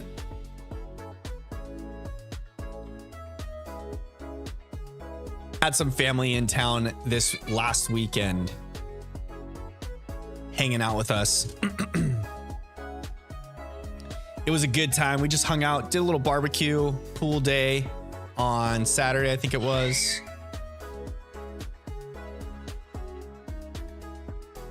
Sunday we went and did the good old breakfast thing at one of our local breakfast places.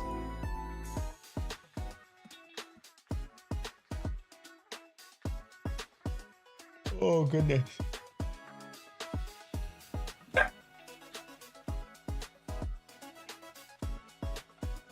Lambo, stop. Oh. Lambo needs food. Hold on 1 second, chat.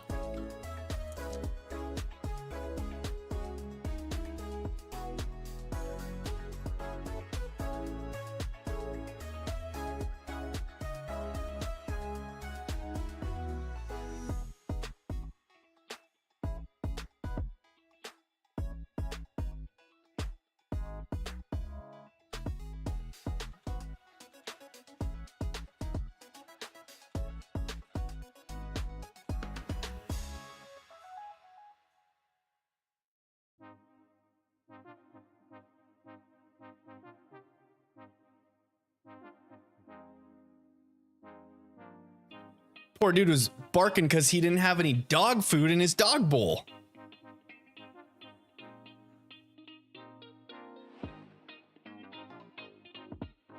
I thought maybe he was barking at the because the dog next door.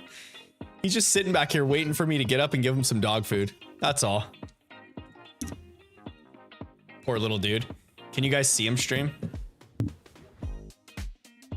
There he is. There's Lambo.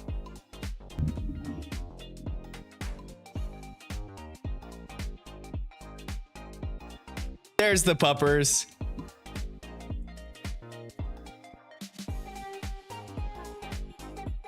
Good old lammy doo-doo.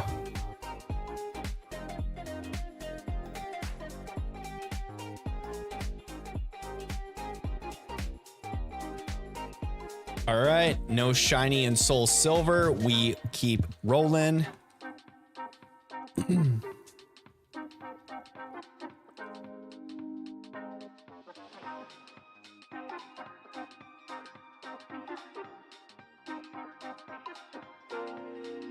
I'm pretty excited about this shiny badge quest in Soul Silver, if I'm being honest. It's been a long time since I've ventured through Johto.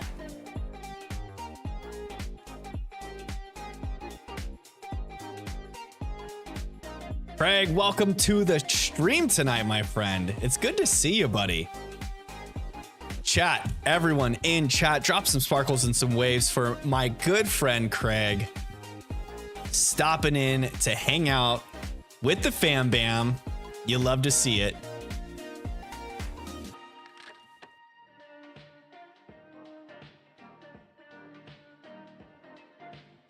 Guys, I am shiny hunting in 2 games at one time right now.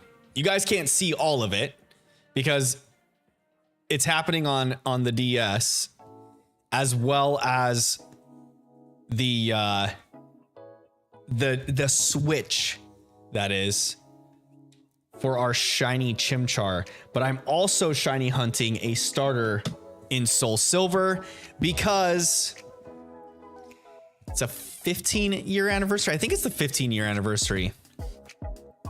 I'd have to go back and look at my tweet. But guys, I never played Heart Gold and Soul Silver.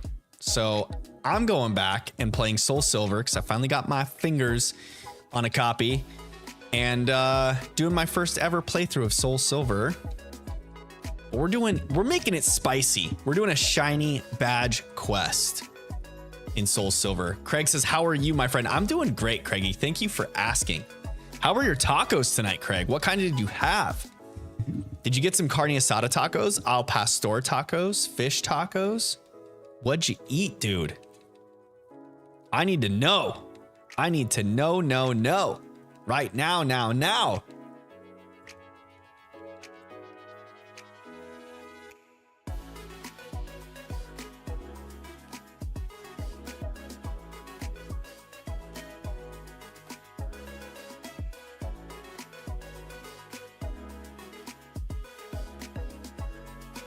Cold, I like those abilities. I Can See You and Kickyer has the ability Blind Rage. I Can See You raises the evasiveness when a super effective move is used against it. That's a cool idea. I think that's super cool.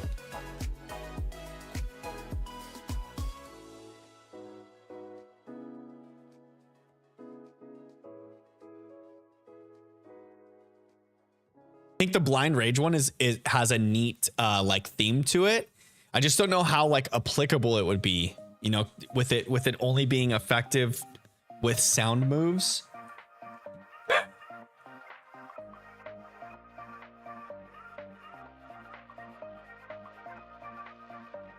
I thought the dogs were gonna start growling at each other over their food. Sometimes they do that. Like they'll one will be hungry and start eating, and then the other one will just meander over to the dog bowls and they'll like growl at each other like their food's gonna run out or something.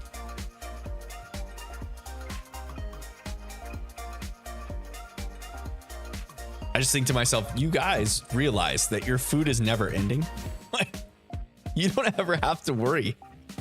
You just go to your dog food bowl and we fill it up again.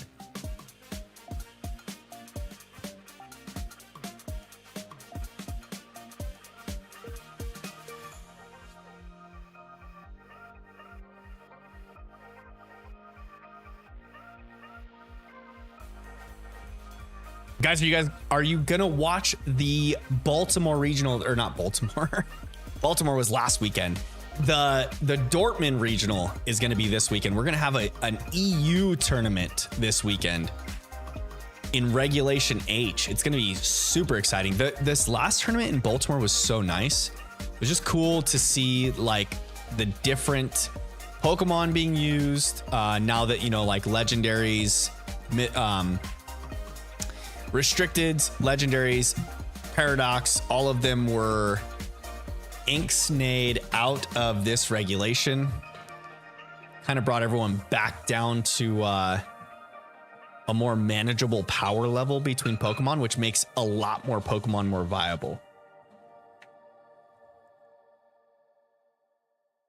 Peggy says that I had tacos the other day. Carne asada, yo, love it. Love the double play. Did you watch Beetlejuice 2 yet? I did not watch Beetlejuice 2 yet. I don't know that I'm going to go see it in theaters, to be honest.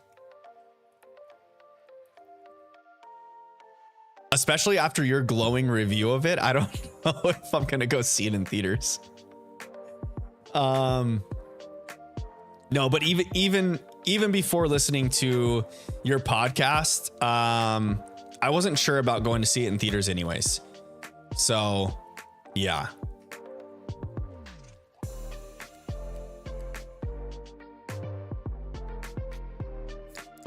I'll probably just wait until it gets out on one of the streaming services and then watch it then.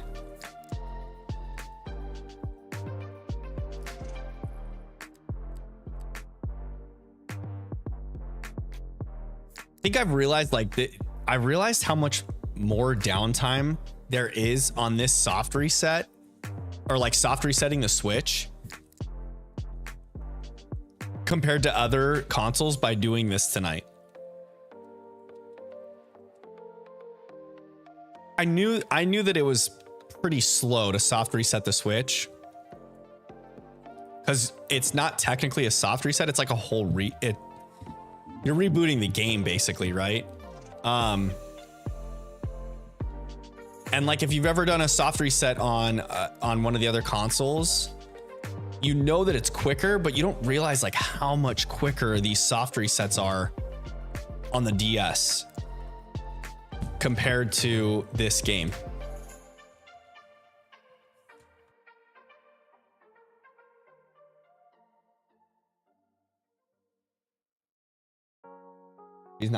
She's not liking it tonight, huh?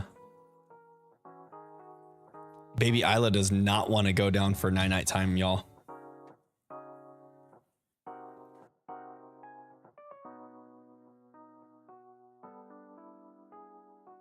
But hey, as long as we don't get the shiny Starly, we'll be in good time, okay? No shiny Starly.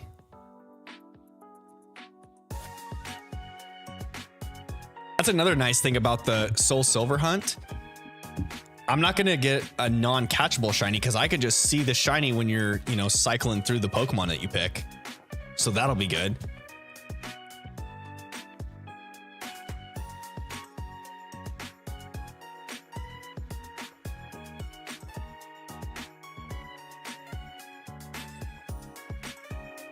Ooh, Z-Colt mixing up the Dynamax and Z moves.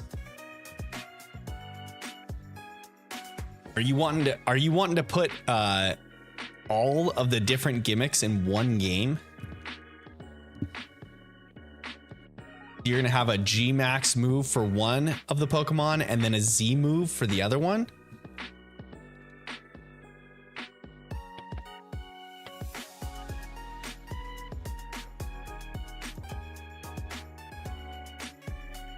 Let's see here. No shiny in Soul Silver. Keep it going. Keep it going.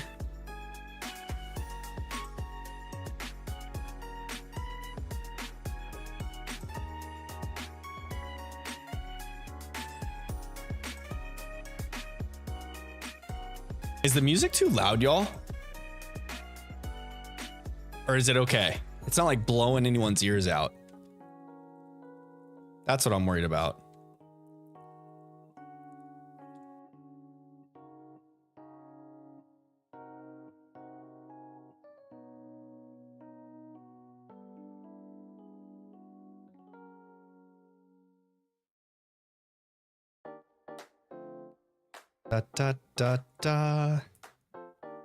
If I get the shiny on the DS, y'all, I'll show you the shiny. I'll show it to ya. No Starly. No Chimchar.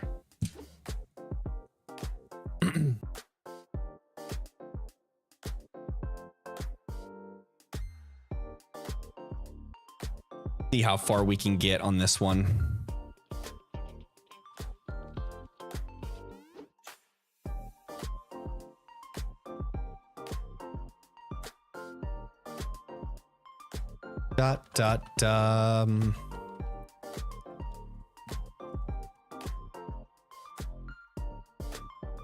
Dude, this loading screen takes so long. I've already gone through the starters and reset while this loading screen was going on. And now resetting again. I'm at 987 encounters in Soul Silver. And counting. We're still trying to get to 1485 in Shining Pearl.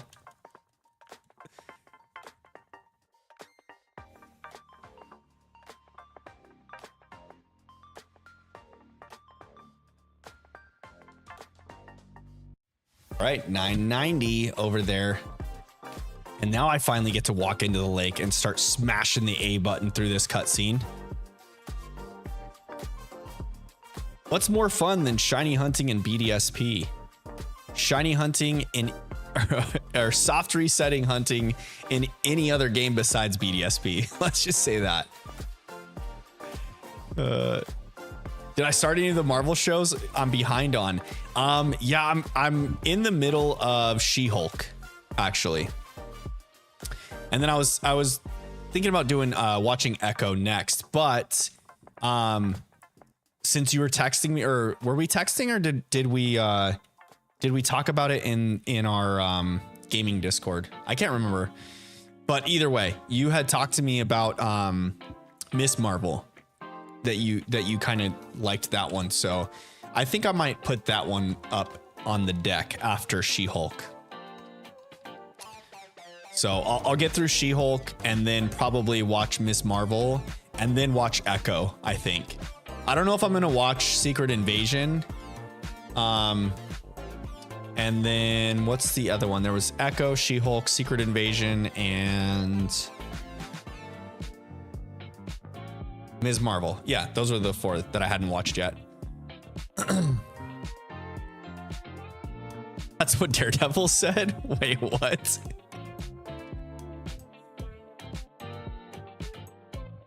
I'm behind. I don't know. I don't know when you typed that in. I don't know what I said to trigger the "that's what Daredevil said" joke, but I'm sure it was hilarious.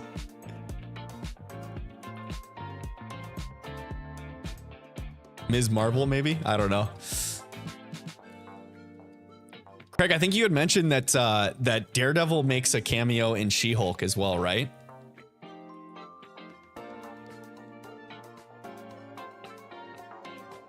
It was in Discord. Yeah, that's what I thought. Okay. I do like the She-Hulk series though so far. It's not like I'm not like over the moon about it, but it's okay. I was in the middle of She-Hulk. Oh, I get it. I get it. That's perfect.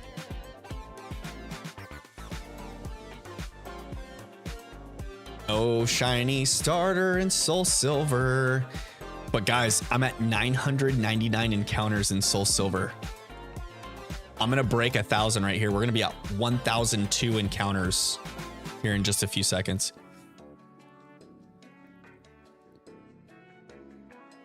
Maybe a spoiler then?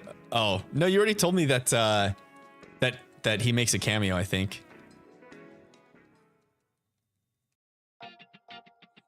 Oh, do they have a little bit of a thing?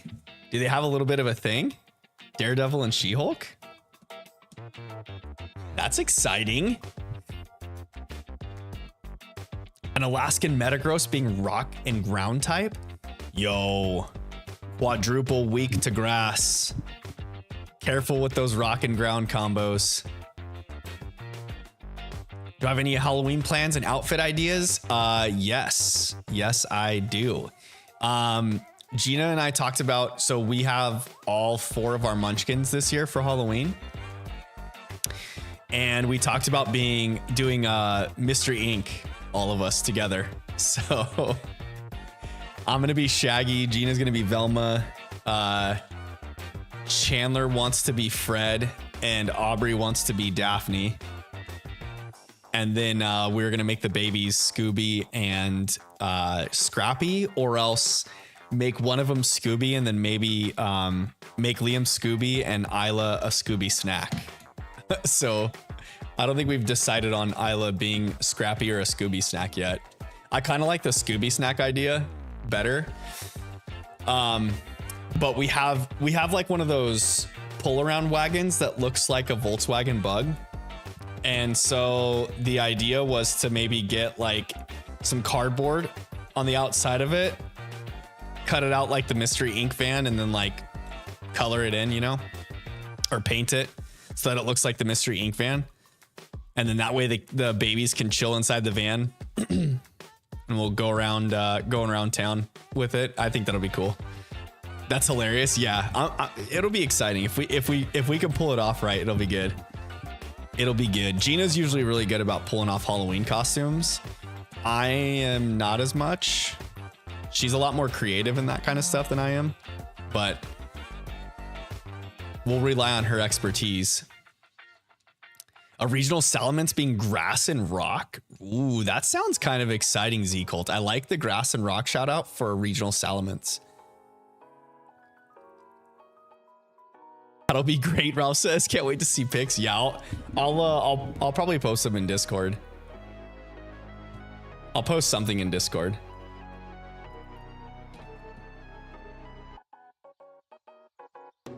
Are you gonna come to town, or stay in your neck of the woods? We'll stay here. So they're down on McCulloch. They do like a whole Halloween thing, like a trunk or treat for the kids, and they have the city puts up like bounce houses and things like that for them to play on. So we'll just head down there, have a good old time as a family, hanging out. Oops, sorry, Turtwig, not this time. I wish I was picking you, buddy, but not this time, because we've got to stick to our guns. It's a fire only run. Fire types, shiny only. Only fire, shiny fire types. There we go. Holy cow. Why do I keep getting tongue-tied on it? Guys, I don't know if you've noticed, but during these resets, if you look quickly, actually, you don't even have to look quickly, but you'll see that my most recent game played is Pokemon Shield on my Switch. And that's because I'm working on getting my shiny charm in that game so that we can do DAs together.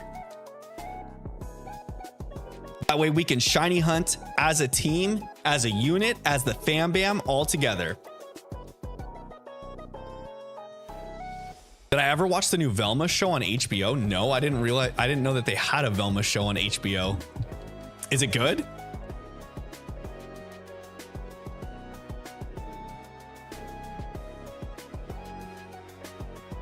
D-Colt says, due to the region being pretty much a magnet, Metagross adapted to the environment by changing their steel coating to a diamond coating. Hence the rock change, I see.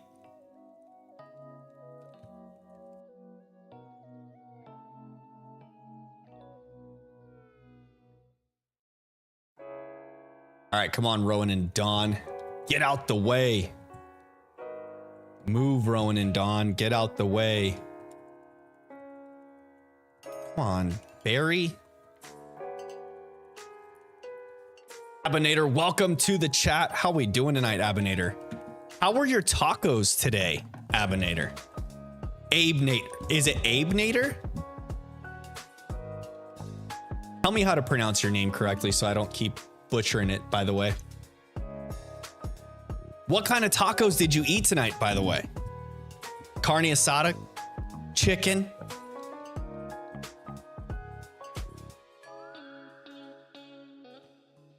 No shiny there.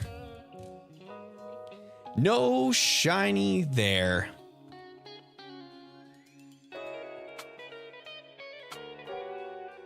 It's okay, more diverse than old Scooby-Doo, but I didn't mind it.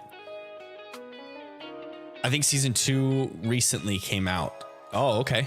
For the Velma show. Is it live action or is it animated, Craig?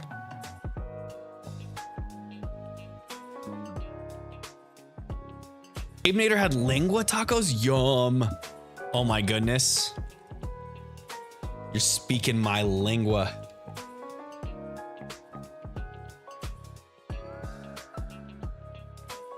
So when I first moved back home from college and I was living with my parents for a little bit, they had a Mexican food restaurant like down the street that had a bar inside. And I remember going there on Tuesdays to go sit up at the bar, have a couple beers, chat with the bartenders. One of the bartenders I would work out with. And so I'd go down there and chill with them, hang out, chat. and then have some tacos. And they always had lingua tacos there, and they were so freaking good. Like the best flavoring. The meat was so tender, cooked perfectly. It was great. Like, you know, sometimes when lingua gets overcooked and it's kind of like chewy. Ooh, yeah, you don't want that. That is no, not good.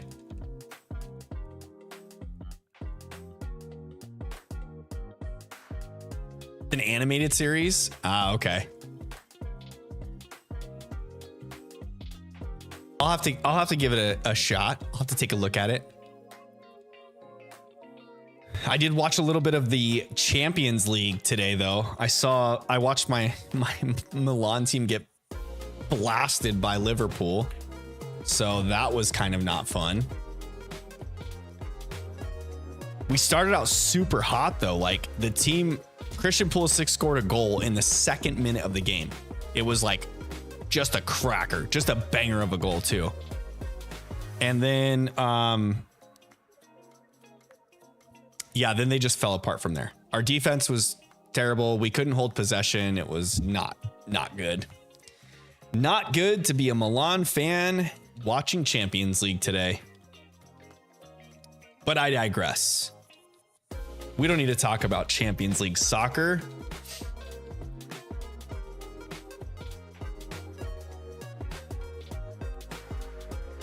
Are you gonna watch the Penguin series that's supposed to drop? I think on Thursday.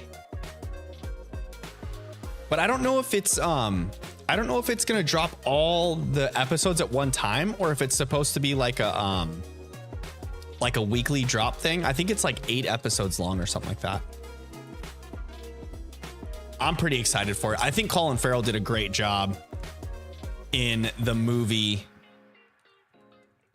And so I am super excited to see it.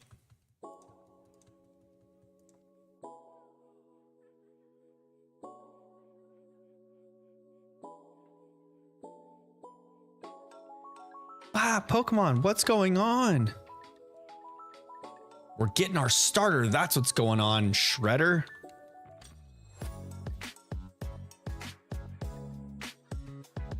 Wait. Episode 1 has a full nude girl shower scene? What?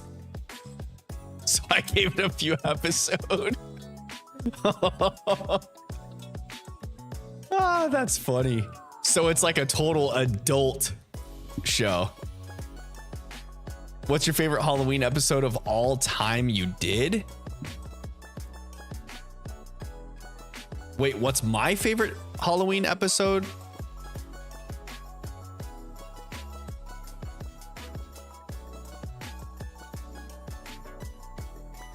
Penguin, I want to watch bad. Yeah, me too. I'm super excited for Penguin. I don't know what you mean by what's my favorite Halloween EP episode.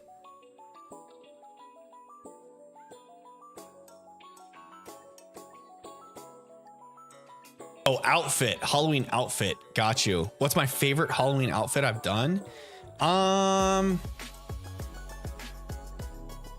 don't know. Gina and I did Ricky Bobby, and like last year I was Ricky Bobby and she was like a hot NASCAR girl. That was pretty fun. In college one year I did Legends of the Hidden Temple with one of my college roommates, and we were the Blue Barracudas. That was a really fun costume. But yeah, I'm super excited for the Penguin series. The Penguin series is going to be so good.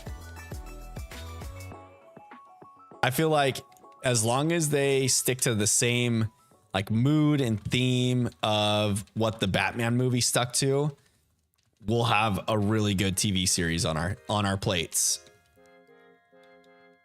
I just wonder how like I wonder if it'll continue to be a series of its own, or if they're going to like, it's got to have a finite story to it, right? And then coincide with the Batman universe somehow. I still have my silver snake outfit. I did Legends of the Hidden Temple too. Yeah, that was a super fun one. My roommate and I, we got like bike helmets, like tan bike helmets, the gloves, the elbow pads, the knee pads. We were all decked out. We were all decked out. It was so good. I think we both wore like black basketball shorts or something for the bottoms.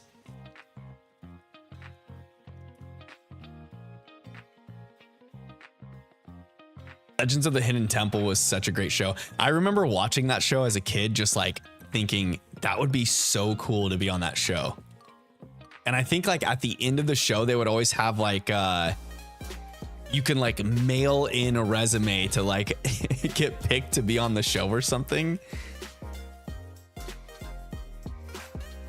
I remember having a few friends doing it, and it was like no chance in hell that they were getting picked.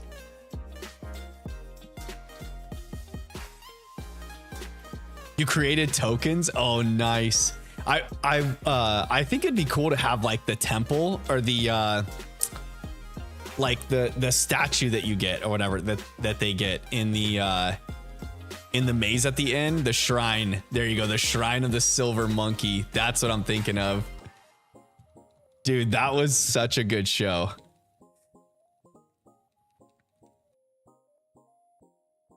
And they would go through the maze at the end of the show. The team that won all the competitions. I don't know if I ever saw an episode where that team would get through the maze though. It had to have been like a rare thing for a team to get through that maze, because you know that they would have had to give up like at least a medal, because those goons that are inside the maze would always get them, you know. If you took a wrong turn, the goons would come out and grab you. OMAC was the shit, for real. So there's a live action reality TV show, like a competition show called Big Brother, and they always do like the most recent 10 seasons, I guess. They do a competition towards the end of the season for a golden veto, which allows them to like veto themselves off of the chopping block to get voted out of this house. But anyways, point being is that they always have this like this, I don't know, animatronics type character of some sort called OTEV, which is veto backwards, and it'll host like that competition, the OTEV competition. And OTEV has changed every season. Like one year he was a frog and they had to like do an obstacle course in like all these muddy pools and grab letters or something out of the pools to spell veto. And but one year he was like a totem, and it reminded me of OMAC from the Legends of the Hidden Temple. Nick Arcade was my favorite. I don't think I ever played that.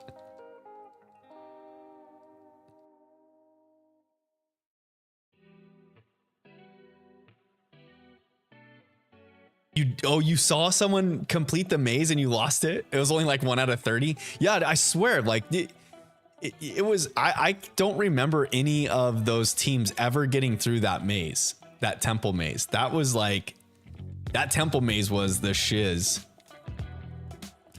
I always thought that they just made it to where you can't get through.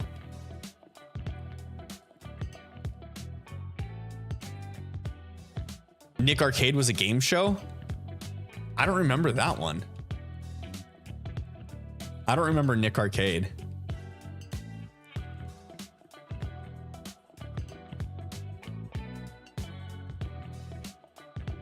I remember the game show that they had. It was like all the competitions were like the splat competitions. I can't remember what game show that was on Nick. The good old, every 90s kid remembers that. 1500 is incoming fast.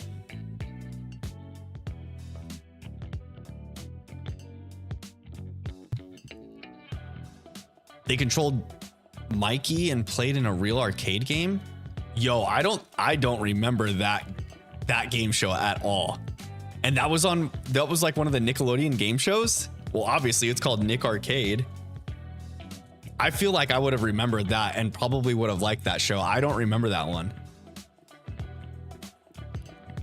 But they had a team from Nick Arcade come over to Legends of the Hidden Temple and compete, and they got to the end and beat the maze. 1,500 coming in hot. I think if I can get to 1,520 tonight, that'd be a good mark off. I think at 1,500, I'm gonna take a quick bathroom break though, y'all. The coffee is starting to kick in, and I can feel my eyeballs starting to float. So it's gonna be time for a pee break here soon. Because, you know, bodily functions and all, they have to be taken care of. I can't just sit here and pee my pants. Not like Billy Madison, where peeing your pants is cool.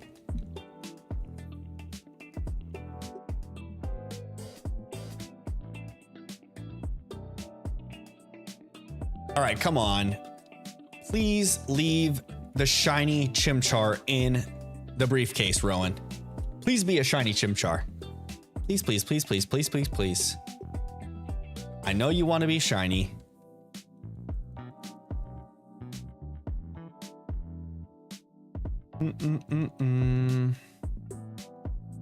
Maybe here? Nope. Not shiny. Not it. We keep going.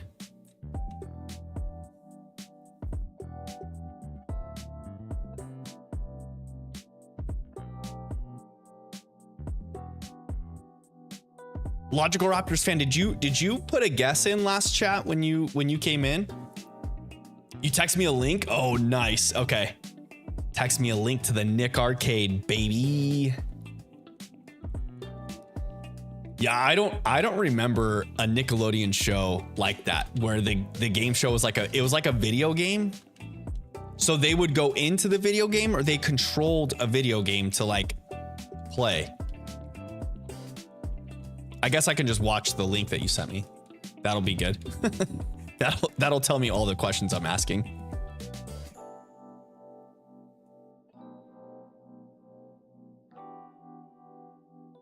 $1,041 encounters on Soul Silver. Guys, I am screaming through encounters on Soul Silver, and the loading screen of Shining Pearl is really putting a hamper on my mojo.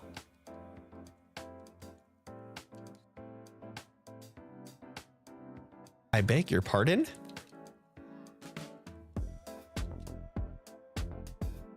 Get out the way, Dawn. Teams went against each other. Then winners went into the arcade. Ah, okay. So it was like a game show, just like how Legends of the Hidden Temple was. And like at the end, you go into the arcade. I see.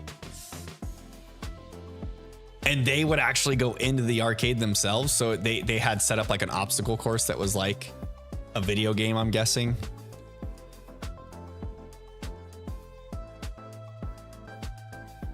Oh, this Starly is a strong one. Nope, not shiny Chimchar though. Guys, did you know that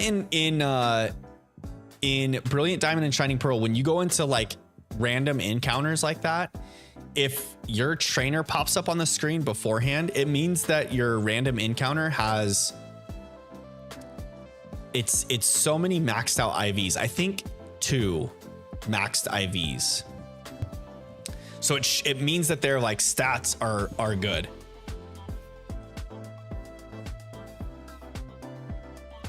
Lana says, statistically, what's the average chance to get the monkey? It's 1 in 4,096. So it's like a 0.01%, I think, or something like that. It's low. It's low. It's 1 in 4,096. Looks like Brian's playing Mario Party Superstars.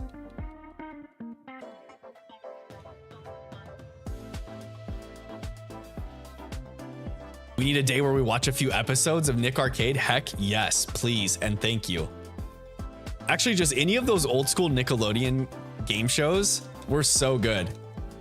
I need to look up that what that other game show was. I'm just gonna look up after stream tonight. I'm just gonna look up like 90s Nickelodeon kids game shows. Oops. I almost picked my starter in Soul Silver. Don't want to pick the starter, just want to cycle through the starters. Coming in hot on 1500 though. Do I remember Guts? Heck yes, I remember Guts. Do you have it? Bow wow, now. Guts. Yeah, that show was cool. I used to watch all of those Nickelodeon shows. I'm telling you, though, I was a fiend for the Nickelodeon kids game shows.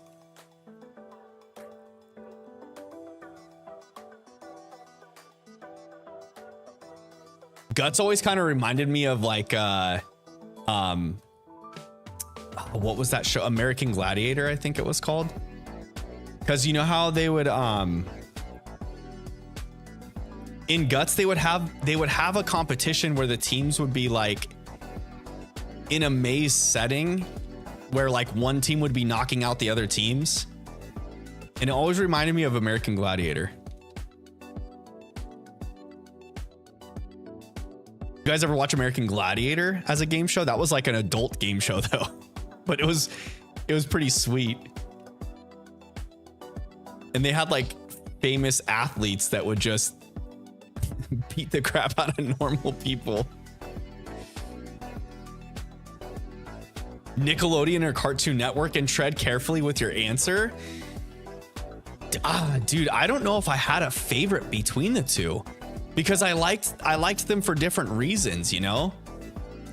Like if you watched Nick, you always had like the Nick shows like, you know, Rocco and Little Rascal, or not Little Rascals, Rugrats, I'm sorry. Later on, I think SpongeBob was on Nick, right? But I feel like the Nick shows like all that, some of those like game shows, and then those shows that kind of mimic or copied like live television for adults were really cool. Whereas like on Cartoon Network, you didn't get that. You got like traditional cartoons. So you'd have like all of I remember watching Cartoon Network on Sunday mornings to watch all of like the classic cartoons like Scooby and classic Batman and or like I think I can't remember if the Marvel Heroes and the animated Batman series were on Cartoon Network or not. I think they were on like ABC or something, right? Or like Fox Morning for kids or something like that, like Saturday mornings. Oh no, my battery's getting low in my DS.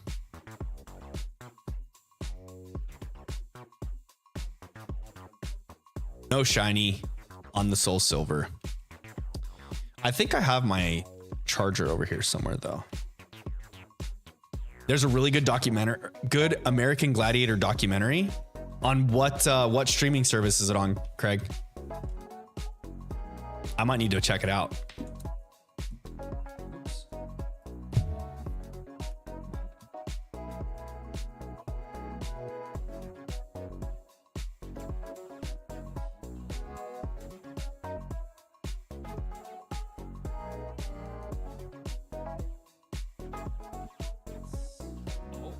Oh.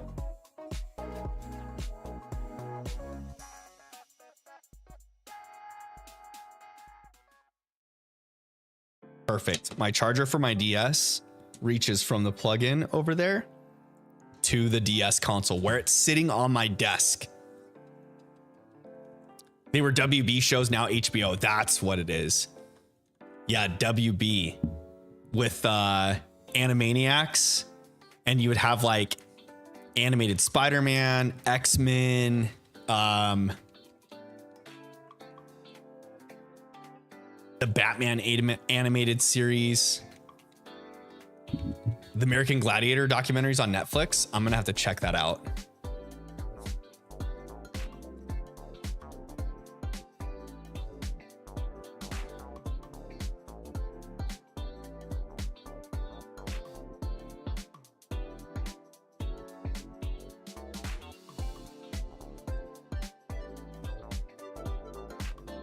Oh yeah, but Lana, I was saying that the chances for the shiny Chimchar, it's 1 in 4,096.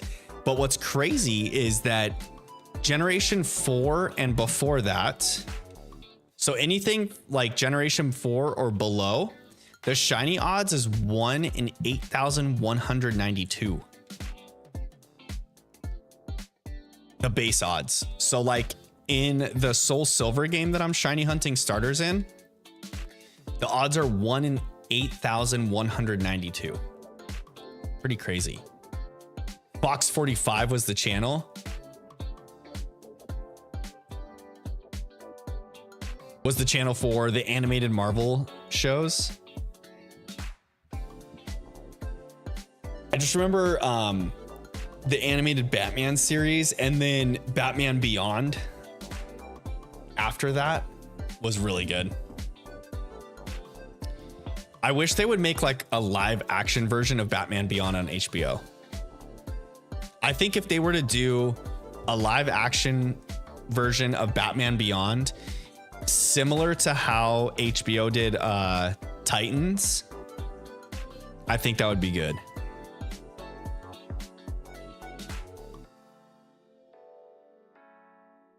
I feel like HBO just does a good job of their live action series.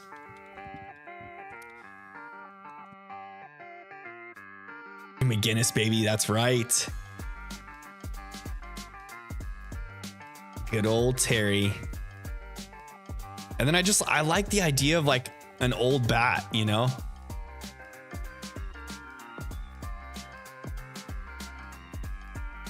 An old Bruce mentoring. Like if they could get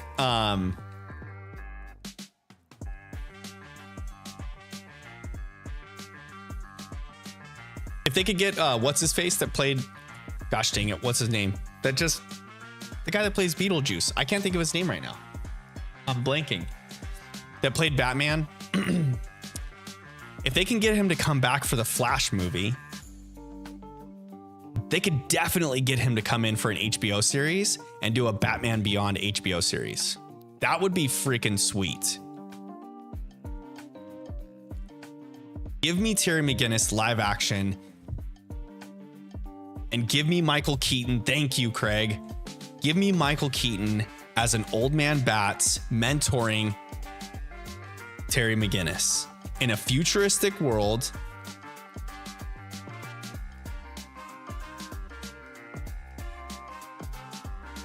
I need it. I want to see it. Lana, thank you, sir, with the Michael Keaton as well. You guys got my back. Oh my gosh. Okay, I need this one last encounter so that I can go to the potty. Then I gotta take a quick bathroom break before my eyeballs float out of my head.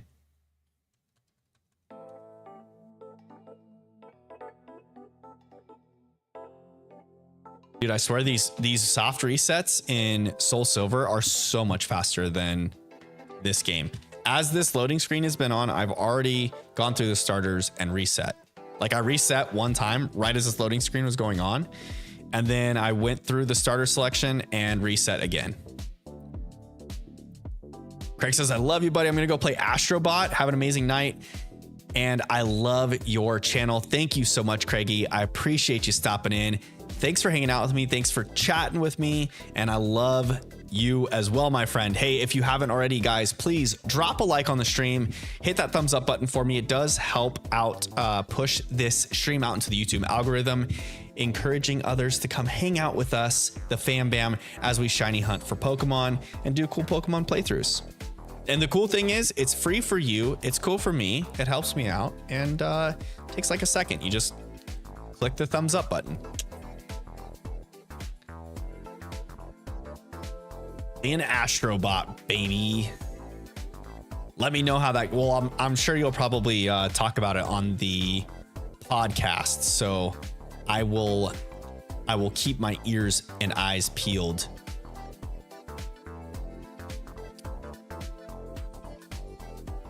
Really need to figure out how the best way to like do a shout out in here, because I should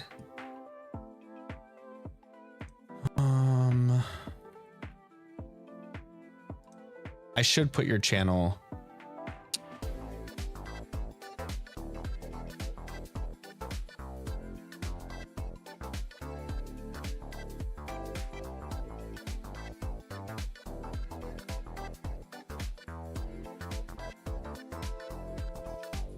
Waiting for my thoughts on the last episode. Oh shoot, yeah, I forgot. Okay, so I didn't watch the whole thing still just yet. I got through the first topic you guys were talking about, and I thought it was okay. I thought you had said that you felt like that it was slow, that you didn't get into the like meat and potatoes of the topic quick enough. I didn't think so, but it was a little bit more rambling than you guys normally do.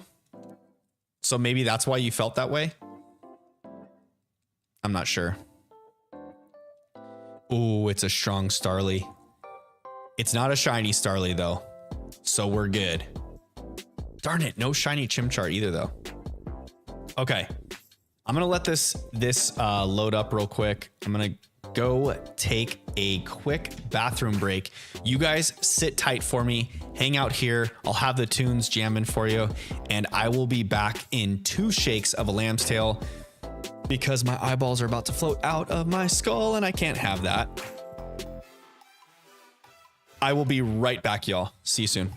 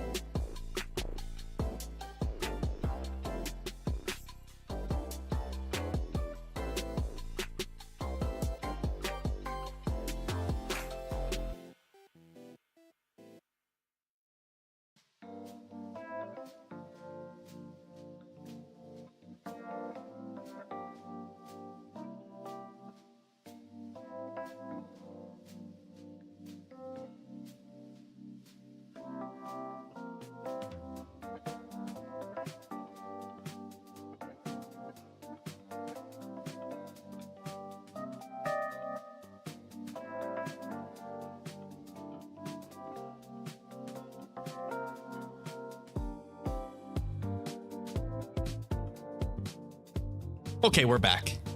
Not too long. I told you 2 shakes of a lamb's tail. It might have been 3, but we're here. We're ready. Ready to get into some more briefcase cycles. I don't know. I think I could get to 15, 20 tonight. We'll see. we'll see. We'll keep it real. Keep it going.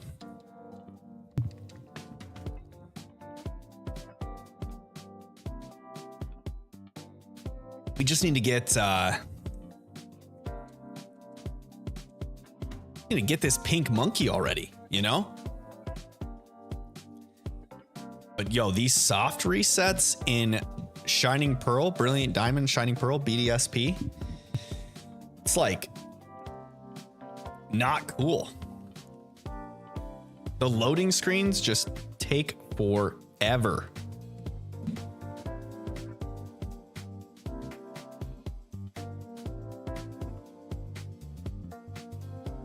Like there's a good chance that I'll just, on my shiny badge quest for Soul Silver, I'll just catch up to myself tonight. And I was like half the encounters in.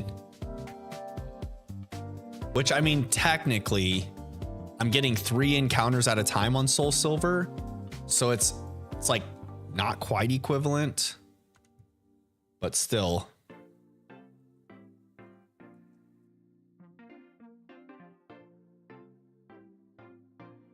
These loading screens here, they take their sweet time, don't they?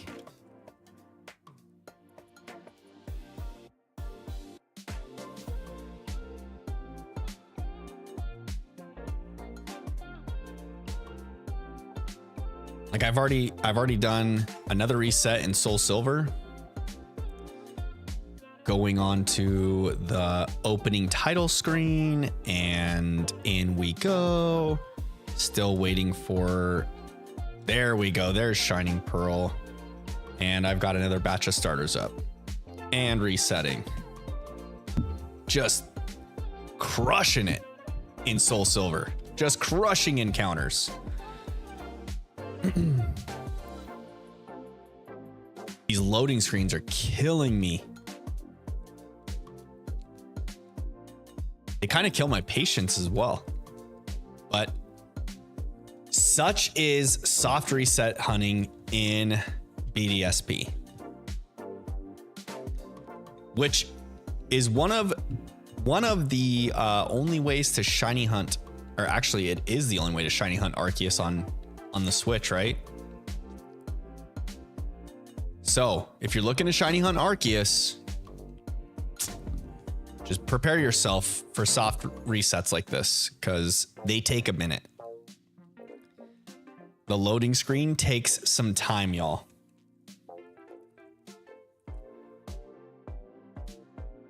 But I guess if you can get through a soft reset in this game, then you're doing pretty good. You should be able to get through any sort of soft resets.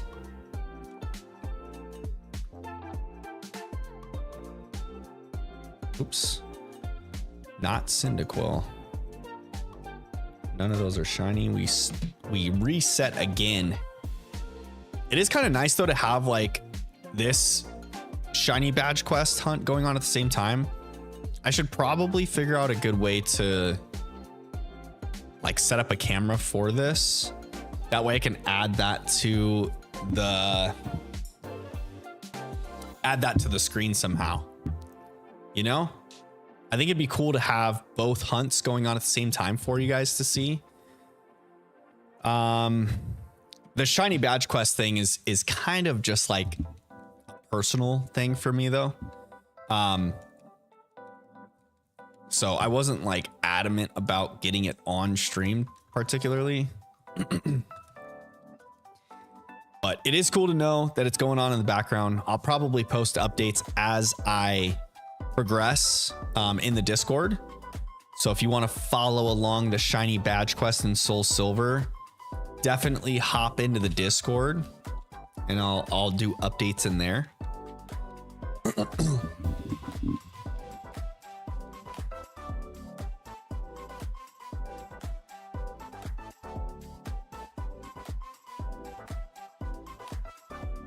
Plus we got a cool channel for shiny show-offs.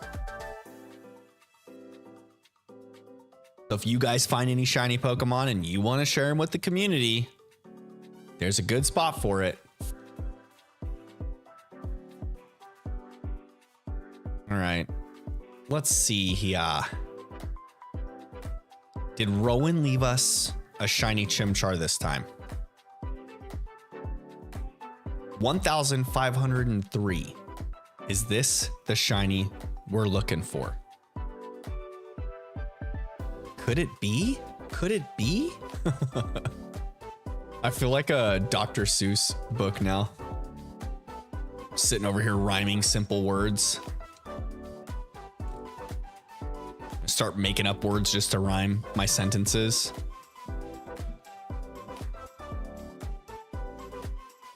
I had Chandler read "There's a Wocket in My Pocket" the other day. That was a classic D. Seuss book right there. Ralph throwing the shiny sparkles in the chat. I appreciate you, Ralph, for sticking with me, my friend. Sticking it out till the end for the shiny Chimchar.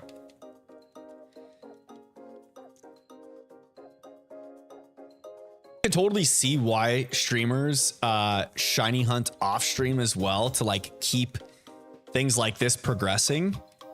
But I would feel not right finding the shiny off stream and then being like, all right, guys, just check out the shiny in Discord and you can see me find it. I feel like that'd be like a cheater move, you know? Like cheating on your girlfriend type thing. You can't do that. That ain't right. You got to share the experience with your community. When you find a shiny, they need to feel the love. Especially when you guys have stuck it out and grinded through some of these streams with me. It's only right to make sure I find it on stream. I know, like, when I watch other shiny hunters, I feel that rush of excitement for them. Like, I'm empathetic for their situation when they're shiny hunting. I love it. I love when people find shinies, especially like those really hard hunts, those tough hunts that are like soft reset legendary hunts, like those crazy mythical hunts that take some time to set up, or even just like starter resets. Like when people are doing starter resets and they get their Pokemon, oh dude, such a good feeling.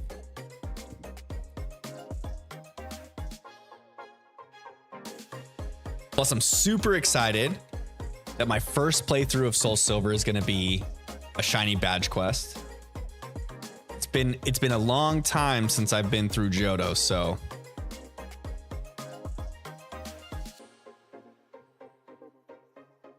I don't know if I'm going to do like to where I'm going to get a shiny after each of the badges in Johto, but I kind of feel like I need to do it in Kanto too. Like when I go through the game and go back to Kanto, I feel like it's necessary when you're doing a Johto playthrough and you have your return to Kanto type moment. I feel like it's necessary to shiny hunt there too. Plus, you know, one of the shinies is gonna be Gyarados. Like, you get a free shiny in the playthrough, so you gotta do that.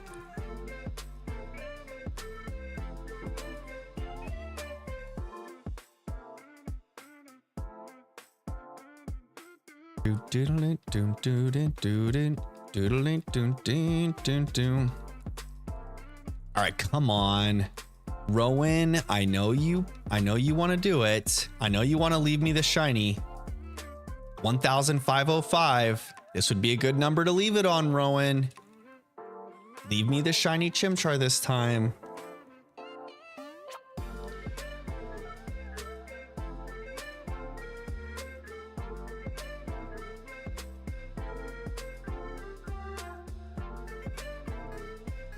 No shiny.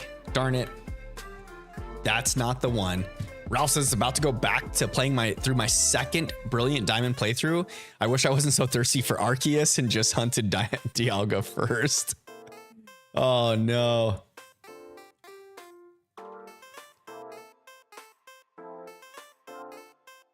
That's poorly worded, but yeah. Did you get all the legendaries? Weren't you soft resetting legendaries in Romanus Park, Ralph? Did you get all the legendaries that you were going for? You just didn't get your box art legendaries on your original, or your box art legendary on your original playthrough? And you already caught Arceus in your playthrough?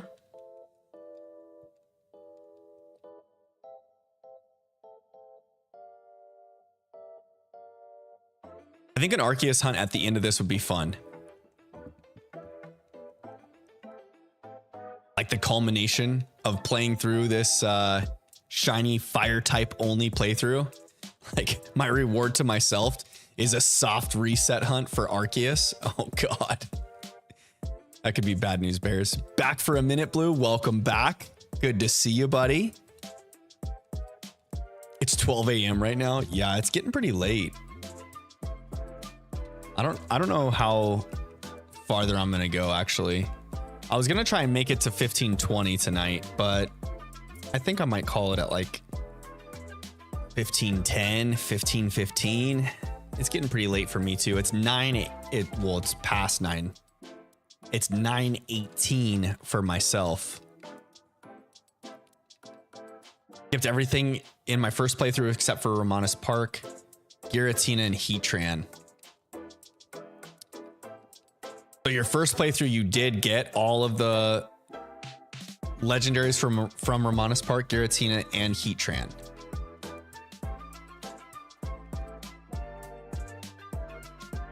Did you get Cresselia in your first playthrough?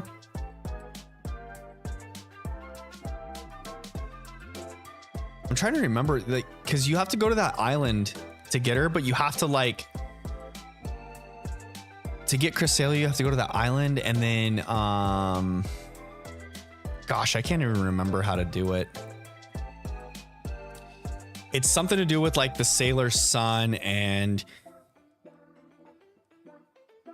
you get like a feather, I think it is.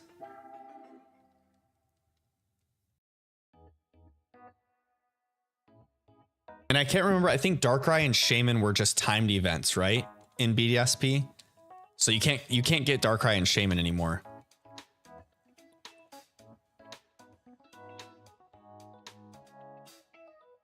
Everything in Romanus Park except for the beasts and Rayquaza because I got them in DAs. Did you shiny hunt all of those legendaries in Brilliant Diamond? Ooh, that would be brutal. You soft reset all of those. That is some dedication when you could just DA hunt legendaries on the Switch. If you decide to put yourself through soft resetting in Brilliant Diamond instead of DA hunts, eesh. That would be no bueno.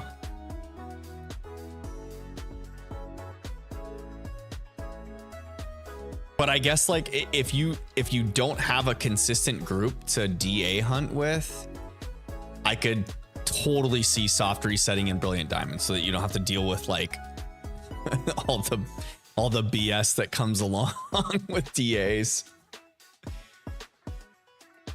The deaths, the den resets, the teammates healing the Pokemon so that you get blown out of the den and not even get to the end. Because your teammates fall asleep with a Pokemon that heals on a move that only heals. So the game picks that move. I had really good luck with them, and DAs can get nasty and annoying. I appreciate all the shinies you can get from DAs, but I prefer soft resets. Really? I think if you can get a consistent, legitimate group for DAs, it makes total sense. But also, like, if you're just relying on randos on the internet for DAs, it could get real bad real quick. You could just get some pretty chaotic people.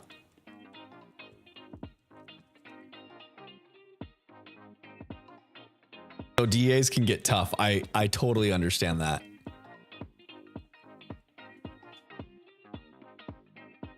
Blue says, I don't do soft resets anymore. Did they drive you mad, Blue? Blue, did you watch Baltimore Regionals? Because Paul Chua, that made it to the finals, had a lowland Ninetales on his team, and it was a pretty like integral part of his team. Every time he was on stream, I think it came out at least in one game of each match. And I think he was on stream 3 times.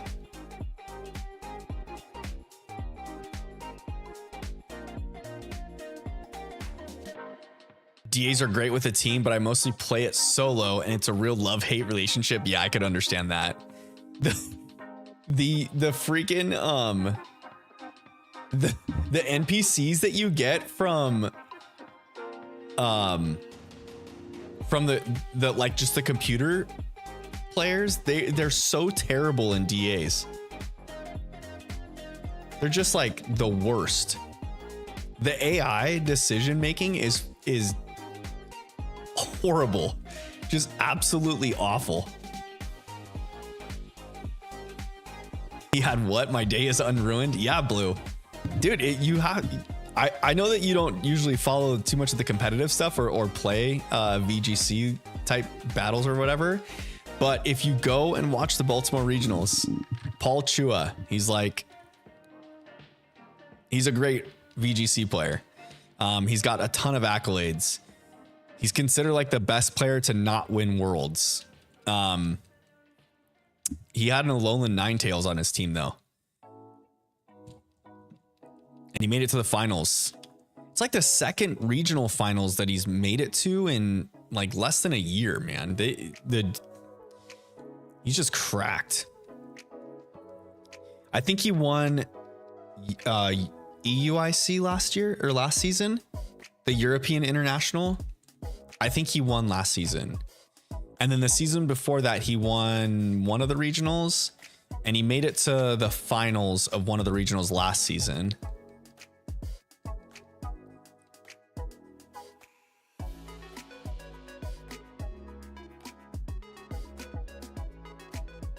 Blue says, I went well over odds on Regidrago and accidentally reset on the shiny. Oh no. That's so unfortunate, Blue. Did you end up reclaiming it though?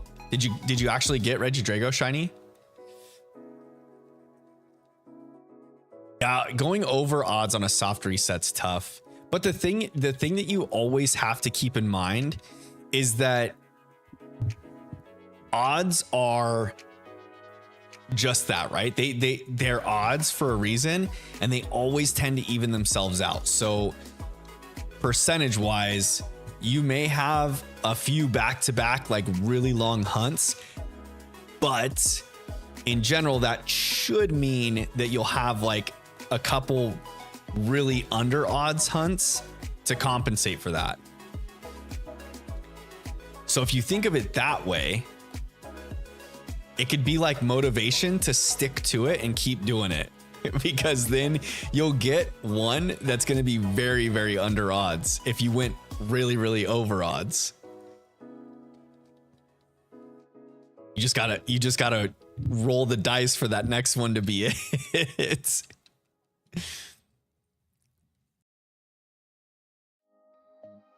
That's the thing about like percentages, right? I mean, like I keep the counter on screen and whatnot for you guys to follow along with how many encounters we've done, but realistically, or like when I'm doing stuff like the Soul Silver hunt right now, it's like an off stream thing, or it's a shiny badge quest for myself. But I'm keeping account of it, because then that way, like when I post in the Discord for you guys and I post a picture of my shiny, I want to be able to tell you how many encounters I did. But realistically, it's just a percentage chance that each encounter is going to be that. So like, I mean, you could get a back-to-back shiny technically.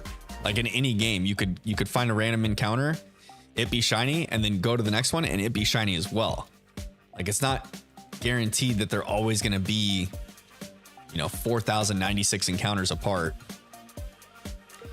No, you never went back and reclaimed it, Blue? Oh no. Blue, you gotta go back and reclaim your Reggie Drago. I went 13,992 soft resets for Reggie Gigas, and when I got the shiny, I went right in the next hunt and got Reggie Lecky and only 471 resets.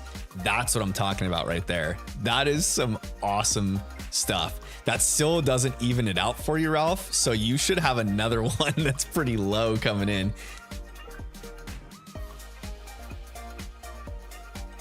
But also, Ralph, haven't you had like super good luck in DAs as well?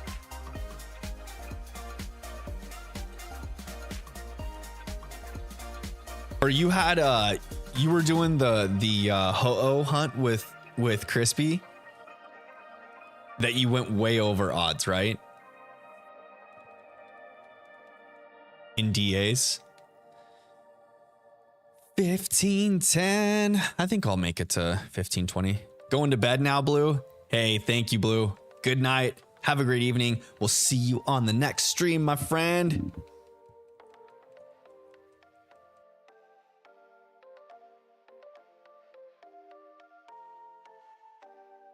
Better have tacos on Sunday. Okay.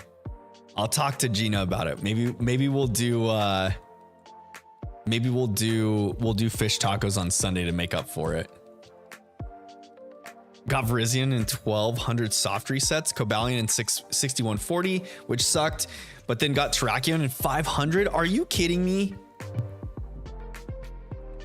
You can't give up. You'll never know when it'll shine. That's for sure. Well, just like when, what was it? Safari week, right? I got that Wooper in like, was it 400 resets? Are you watching One Piece? No, Crispy, I'm not. I'm streaming right now. I'm not watching One Piece. If anything, I might rewatch some of the battles from Baltimore this weekend so I can finish my script for my video that I was wanting to get out by tomorrow, but that doesn't look like it's going to happen now.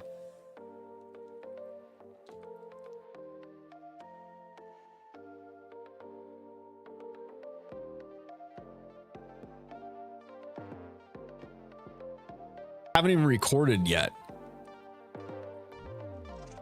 because I haven't finished an actual script for it. So there's that.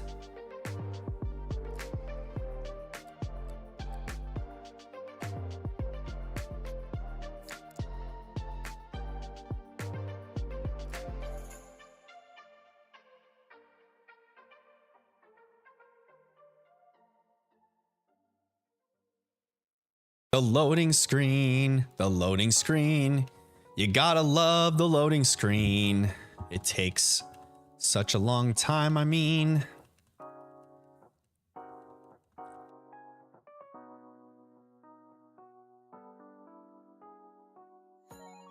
Yeah, but for real, the soft resets on shinies, you just gotta buckle in and like know that in your mind at some point you're gonna hit well under if you go well over.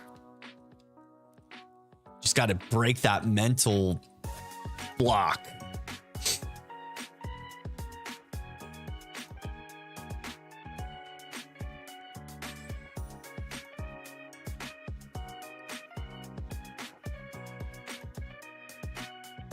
Crispy, what is so good about One Piece? Like what is it about One Piece that makes you feel like that is your favorite anime of all time? If it is it really, or is it your favorite anime of all time? Or I think you said My Hero Academia is another one that you like.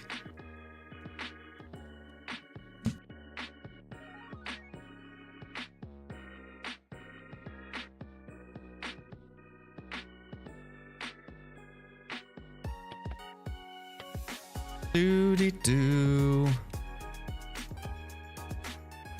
Yeah, I gotta get back on the taco kick for Tuesdays.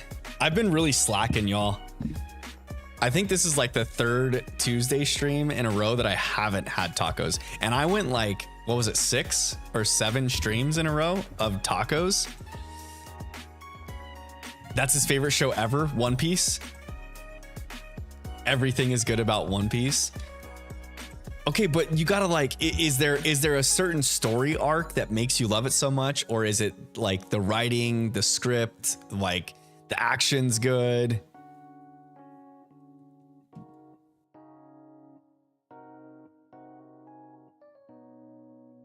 Like super realistic compared to like Dragon Ball Z, for instance, because I feel like I've got a few friends that are huge Dragon Ball Z fans, but they love it because it's like so super heroic, you know? And the whole like Saiyan thing behind it, they love watching like all the Saiyans get to the next power levels that they go to.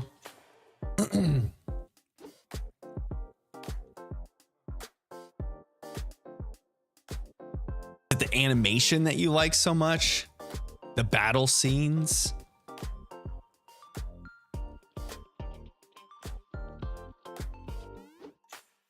Oh.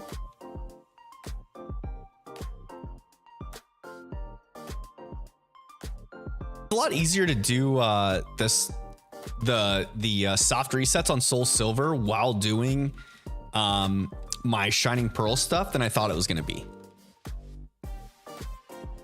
I was kind of like weary about doing the DS soft reset hunts on the side while doing this tonight, but it's been okay. I feel like I haven't put like all of my focus to the Soul Silver hunt, you know, even though the DS is sitting here on my desk next to my keyboard and everything. I'm just like, when there's downtime like this, I'll hit the A button a couple times, cycle through the starters, get a reset in, keep it going.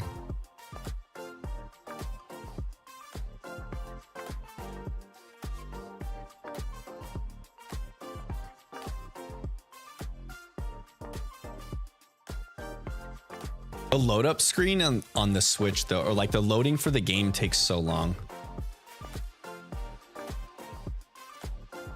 That's where I'm able to like actually crank out some resets on Soul Silver.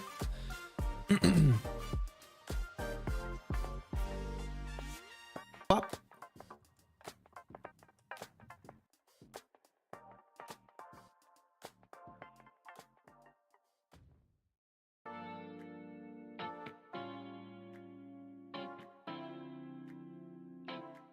No shiny there. Okay.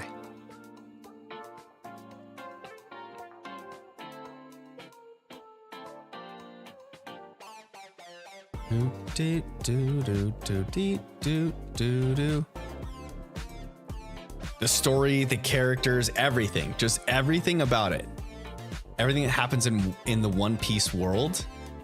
Is it like its own world?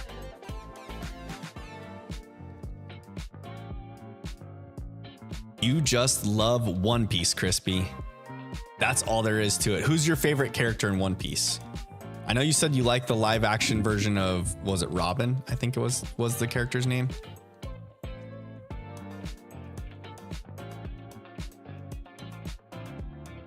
What's the main character's name with the main character is the one that has like the straw hat, right? Oh man. I canceled that selection.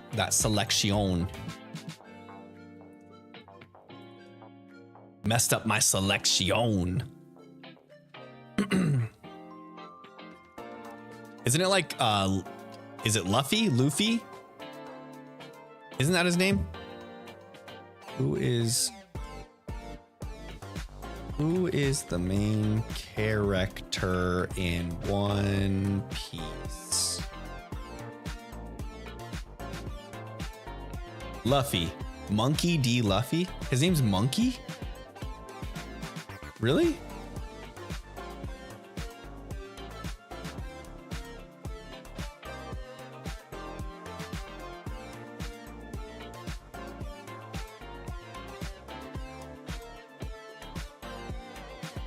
I'm missing out by not watching One Piece. Okay, Crispy. If I start One Piece,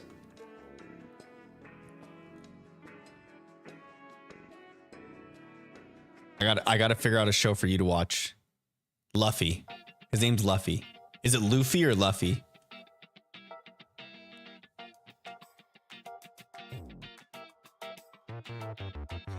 Google searched who the main character of One Piece is, and that was the first character that popped up, but it showed his name was Monkey D. Luffy.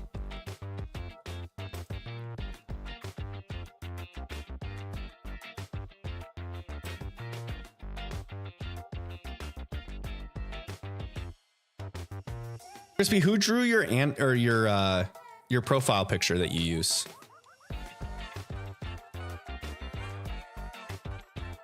I want to get an animated profile picture.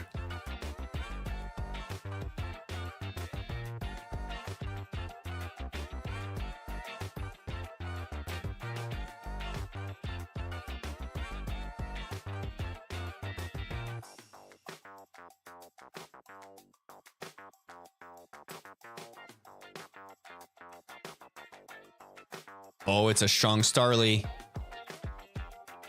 It's not shiny though. That's good. Neither is my Chimchar. Nar. That's his full name, Monkey D. Luffy.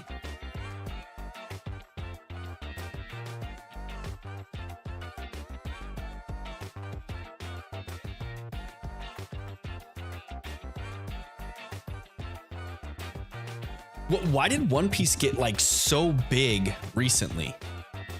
I feel like has it only been around for like recent times? It's not. He's the captain of the Straw Hat Pirates. Their new crew, but they have a lot of heart and strength. It was slow in the beginning, but probably because I knew a lot coming in because of the live action. Okay. So it's like a pirate show?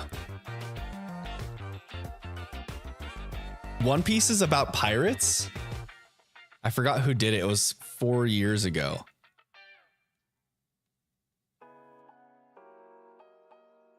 Oh, One Piece started 4 years ago? Oh, that's probably why it's recent then. Because it's a recent show. That makes sense. That makes total sense. Remember One Piece coming on WB as a kid? I feel like WB always had the like animated series like that, those animes.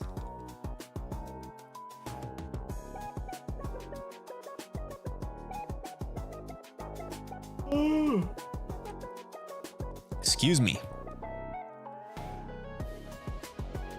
One Piece has been around since 1999? Really? But it just got popular recently, so it's been around since like the same time frame as Dragon Ball Z, right? I don't know, maybe a little bit later.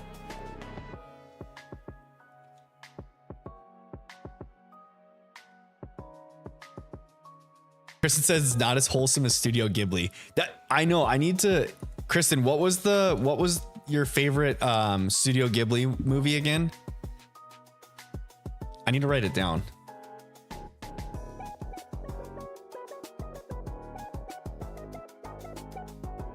Because I did look up Studio Ghibli on HBO like the day after that stream. And I think I added a few of the movies to my lists. But I need to write down the one that you recommended, or your favorite one, because I need to make sure that that's one of the ones I added to my lists to watch.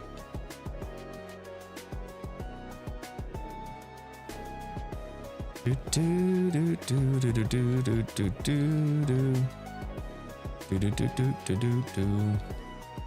think I can get to 1525. Let's just push it. I just keep going later.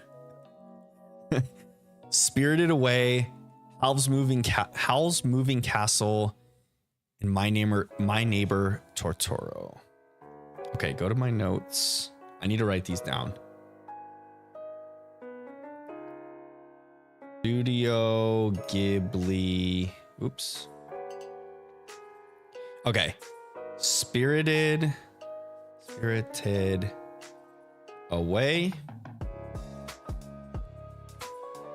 Howl's moving castle. And the last one is my neighbor Totoro. Okay, perfect. Now I can go back and double check that the ones that I added to my list to watch are those ones.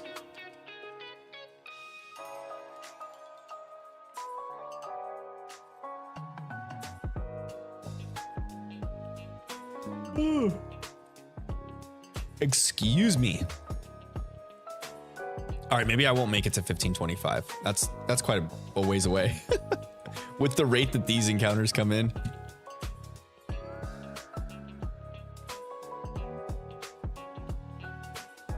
Watch, I stop at 1520 tonight, and then the next stream we get to 1525 and it's shiny. You gotta be kidding me. Ralph said those are all good too. Did you watch the Studio Ghibli movies, Ralph? I feel like I need to jump on board. Kiki's Delivery Service, Princess. Oh, whoa. These are good ones, but I'd start with those others. Okay. Start with the other ones, but the other one is Kiki's Delivery Service. And then the other one you said is Princess Mononoke. Princess Mononoke.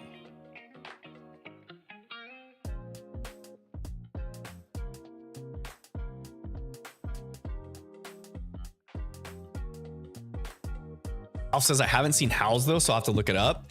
Yo, see, that's what's up. The Fam Bam community just sharing gems around here. Crispy just talks about One Piece, but that's okay. We still love him. But now I feel kind of obligated to watch One Piece.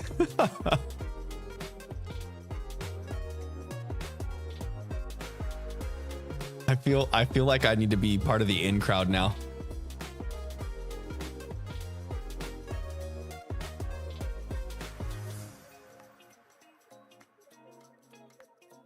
Ponyo is the Disney one? Okay.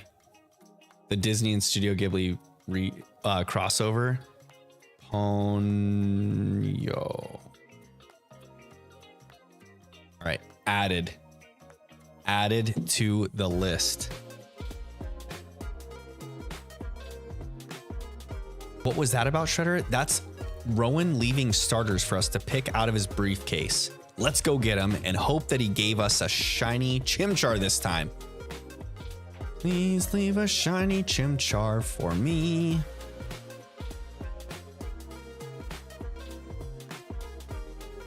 Doodly doody doo doo doo doo doo.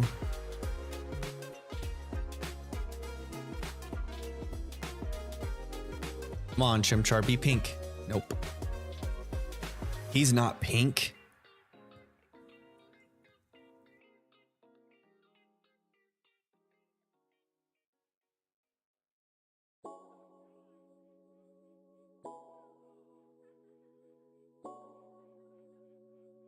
What? I want a Studio Ghibli sleeve. Kristen, I thought you said you already have one Studio Ghibli sleeve, right? And then you're just going to do the other one too?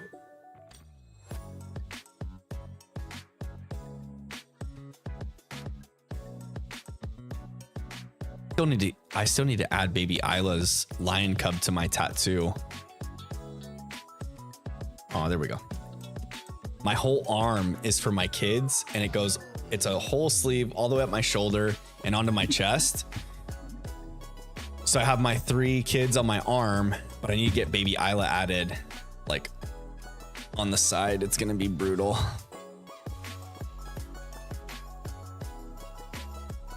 I got the sleeve done when my ex was still pregnant with Liam. And so now I got to get baby Isla added to the family, and I'm going to do it on the inside here, her little lion cub. Because I've got all 3 of my children represented as lion cubs on my sleeve, and then I have a male lion on my chest to like represent me, and all of the lions have colored eyes, so everything's just black ink, or like grayscale, and then all of them have colored eyes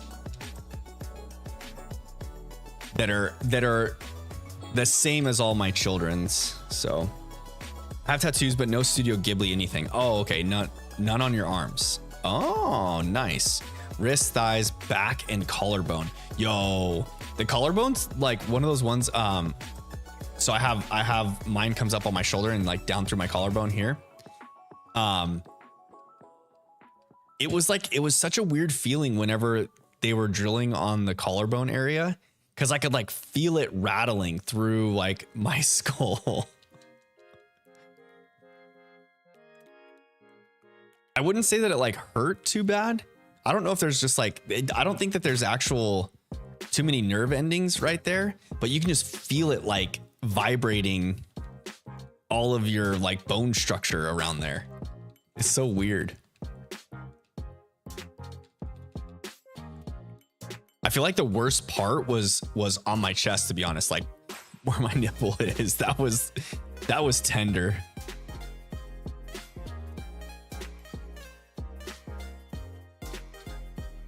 Especially because like all the shading was done. Like my artist did all the outlines first, and then he worked his way up from my wrist all the way up to my chest for the shading. And so my chest was the last thing. And as soon as he was done shading the chest, he went through and did all the white highlights, because it's like that hyper realistic look, you know, of like grayscale shading.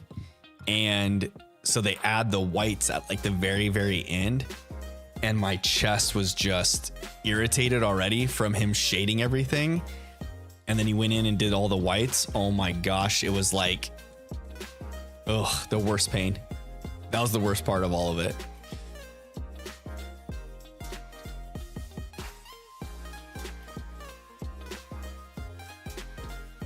I feel like thighs would be pretty tender too, because you have so many.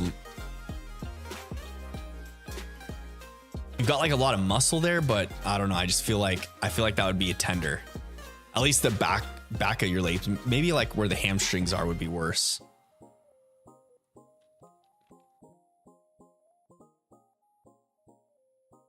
I want to get a leg sleeve. I did it all in one sitting. No, it was 5 different sittings. So the outline was one sitting.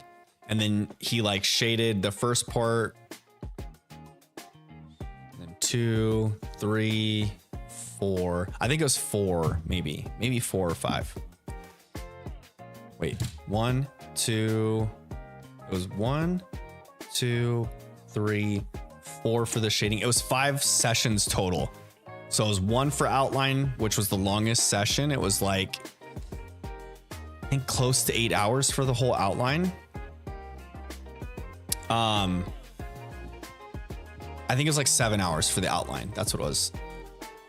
And then, and it was one of those things where like we got to 6 hours and my artist was like, "Are you okay? Do you want to like stop?" And I was like, "No, dude, I feel fine. Just keep going. I'd rather get the outline all done." And then I came back for each of the shading sections, and they were done in like 3 to 4 hour increments. Until the last one. The chest, when I did the chest, it was like a 5 hour session, because he had all of my arms shaded and then just had to finish off some of the shading up here on the top and then do the whole line on my chest. And then he went back and did all the whites through my entire arm and on my chest.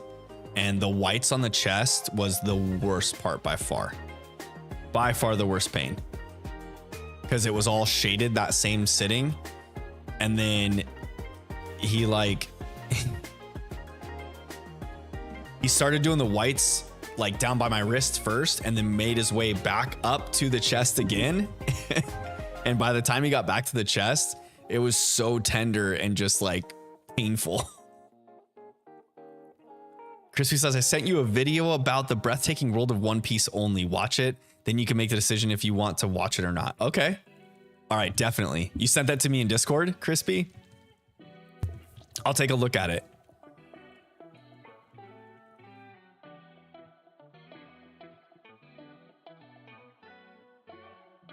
If I do watch One Piece, it probably won't be like right away because, well, I don't know. It depends.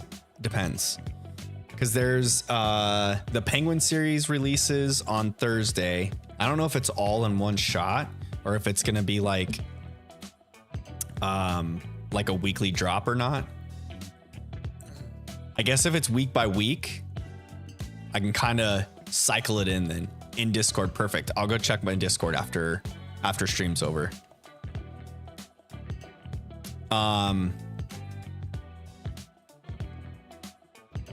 But yeah, I want to get through that Penguin series.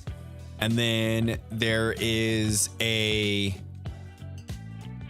series called Love is Blind on Netflix that Gina watches. And she watched the season like last season. And I want to say it was like earlier this year. And I didn't watch that with her, but she just recently started watching the Love is Blind UK. And I started watching the first episode with her and I got hooked.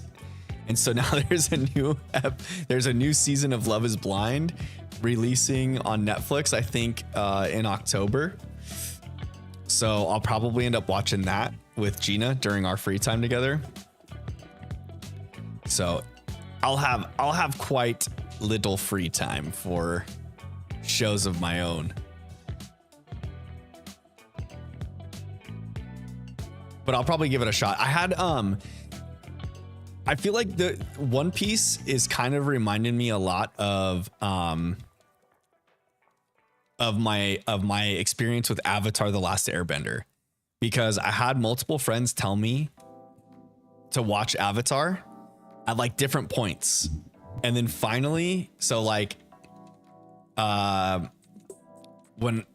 I was like early in college, I had a couple friends that were like younger than me, still in high school, like, dude, we watch it and you got to watch it. I was like, I'm okay. I don't really need to watch it. I wasn't like, I was kind of to a point where I was like focusing my efforts towards school. And then I think at the time I was into World of Warcraft. So I was like playing quite a bit of that, as well as like, I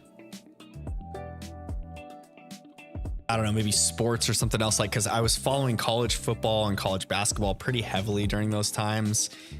And so I think I just kept pushing it off. And then I had some college friends tell me that they watched it and they're like, dude, I watched it and you got to watch it. It's so good. Such a good series. I was like, yeah, okay. It's a cartoon. It can't be that great. And then later on in college again. And then when I moved back home from college is when I finally watched it, because I had a roommate and a couple of our friends in our circle that were like, dude, you still haven't watched it yet? You got to watch it. And so my roommate and I binged watched it. I think I watched the entire series of Avatar: The Last Airbender in like a matter of, I don't know, a week, probably most. And I think it's like, what, 5 seasons long and like 30 episodes a season. I was just screaming through seasons of Avatar. Like it was like a season a day, y'all. But point being is that One Piece has come up multiple times, not just from you guys chat, but multiple times for me to watch it. And I keep putting it off and not watching it. So I kind of feel like this is going to be like an Avatar: The Last Airbender thing where I kept putting it off. And when I finally watched it, I was like, oh my God, why did I make myself miss this for so long? So maybe when I finally do watch One Piece, I'll have that same epiphany of like, oh my God, why did I put this off for so long?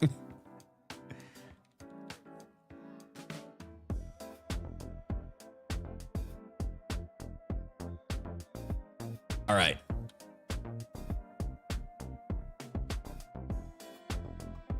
No shiny starter in Soul Silver. Ooh, we're getting close to 15:25, y'all. We're also getting close to 10 p.m. my time. So I'm gonna do just these last few, and then I'll do like a proper closeout of stream for you all.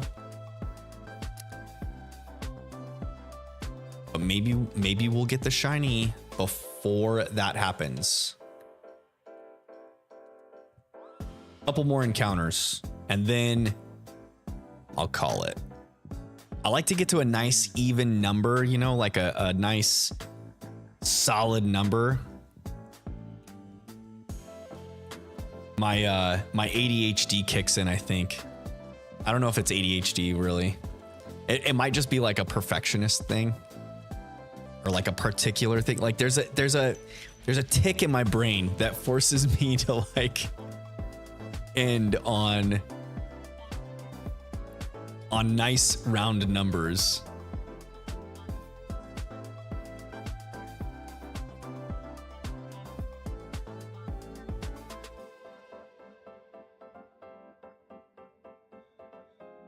Kristen says that was me watching the fall of the House of Usher because I thought it was about the singer Usher. Oh no. Yeah, I feel like I'm trying to think of if there's been any other series like that in my life besides Avatar, the Last Airbender. Avatar was like that, and then How I Met Your Mother. Okay, so I remember when How I Met Your Mother was on like general television, you know, weekly episodes were being released, and I had a group of friends that watched it as the series was progressing, or like had maybe missed the first 3 seasons and then watched the rest. And I never watched it until like it was all done. But that was another one. How I Met Your Mother was one of those ones I never really watched. And then I think it was I want to say it was on Netflix when I finally watched it, and I watched that entire series through. Not as much of a binge watch as what I did with Avatar. But I did watch it like consistently for a few months, and where I would like watch episodes each night, like handful of episodes, or, you know, 2 or 3 maybe, to get through the entire series. That was a really good one. I loved that series. I know a lot of people don't like the way that series ended, which I totally understand. But at the same time, it didn't like terribly bother me how it ended. I was kind of like okay with it.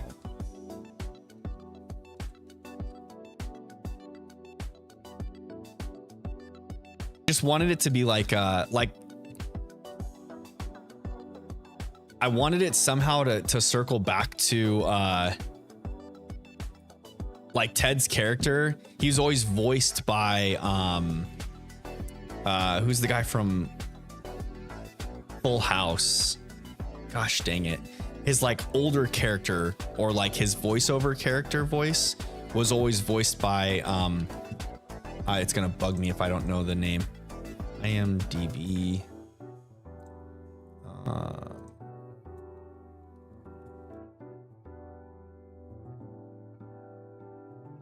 Full House. Right here. Bob Saget. There we go. Bob Saget is his name. That's what I was trying to think of. But anyways, Bob Saget voices Ted, which is like the main character in How I Met Your Mother. He voices like his voiceover voice. And the whole series opens with like Ted telling his kids the story of how he met their mother. And it's like Bob Saget's voice talking to the kids. And then it goes into all these flashbacks of the characters that you get to meet. But it never circles back to back to him, or even like taking an older Ted and like putting that voice dubbed over or anything. Like, it just, I don't know. I wouldn't want that to happen, but I just feel like they should have done that. But instead, like in the final season, it was the character that played Ted, the actor that played Ted that did most of like the voiceover stuff for the flashback voiceovers. No shiny. Gosh darn it. But we made it to 1,525 encounters, so that's a good thing. We're clicking away. We're making some progress. Not quite to the playthrough still just yet, but we are getting somewhere, y'all. But with 1525, I'm gonna call it an evening. I hope you guys had a great night hanging out with me. I had a wonderful time hanging out with y'all, as I always do. Tuesdays are not just for tacos, it's for streams on this page. If you guys haven't already, please hit the like button for me, hit the thumbs up. It's free for you, it's cool for me. It helps push the video out to the YouTube space. If you haven't gotten a chance yet, I did post my very first YouTube video on the channel. It's VGC centric. It's mainly just like a promotional video, like a hey, this is me type deal, or what I'm going to be doing. And I intend to have my first VGC weekend update out before the week before this coming weekend, because we've got Dortmund Regional this weekend, EU, which means they are 8 hours ahead of us, or they might even be 10 hours in Germany. I got to look it up. But anyways, point being is that their matches are going to be held early in the morning for us, because Europe is ahead of us. So I don't want to be missing out on that. I want to get my stuff out, or my VGC update out for Baltimore before the Dortmund Regional begins. But it may release on Saturday. We'll see.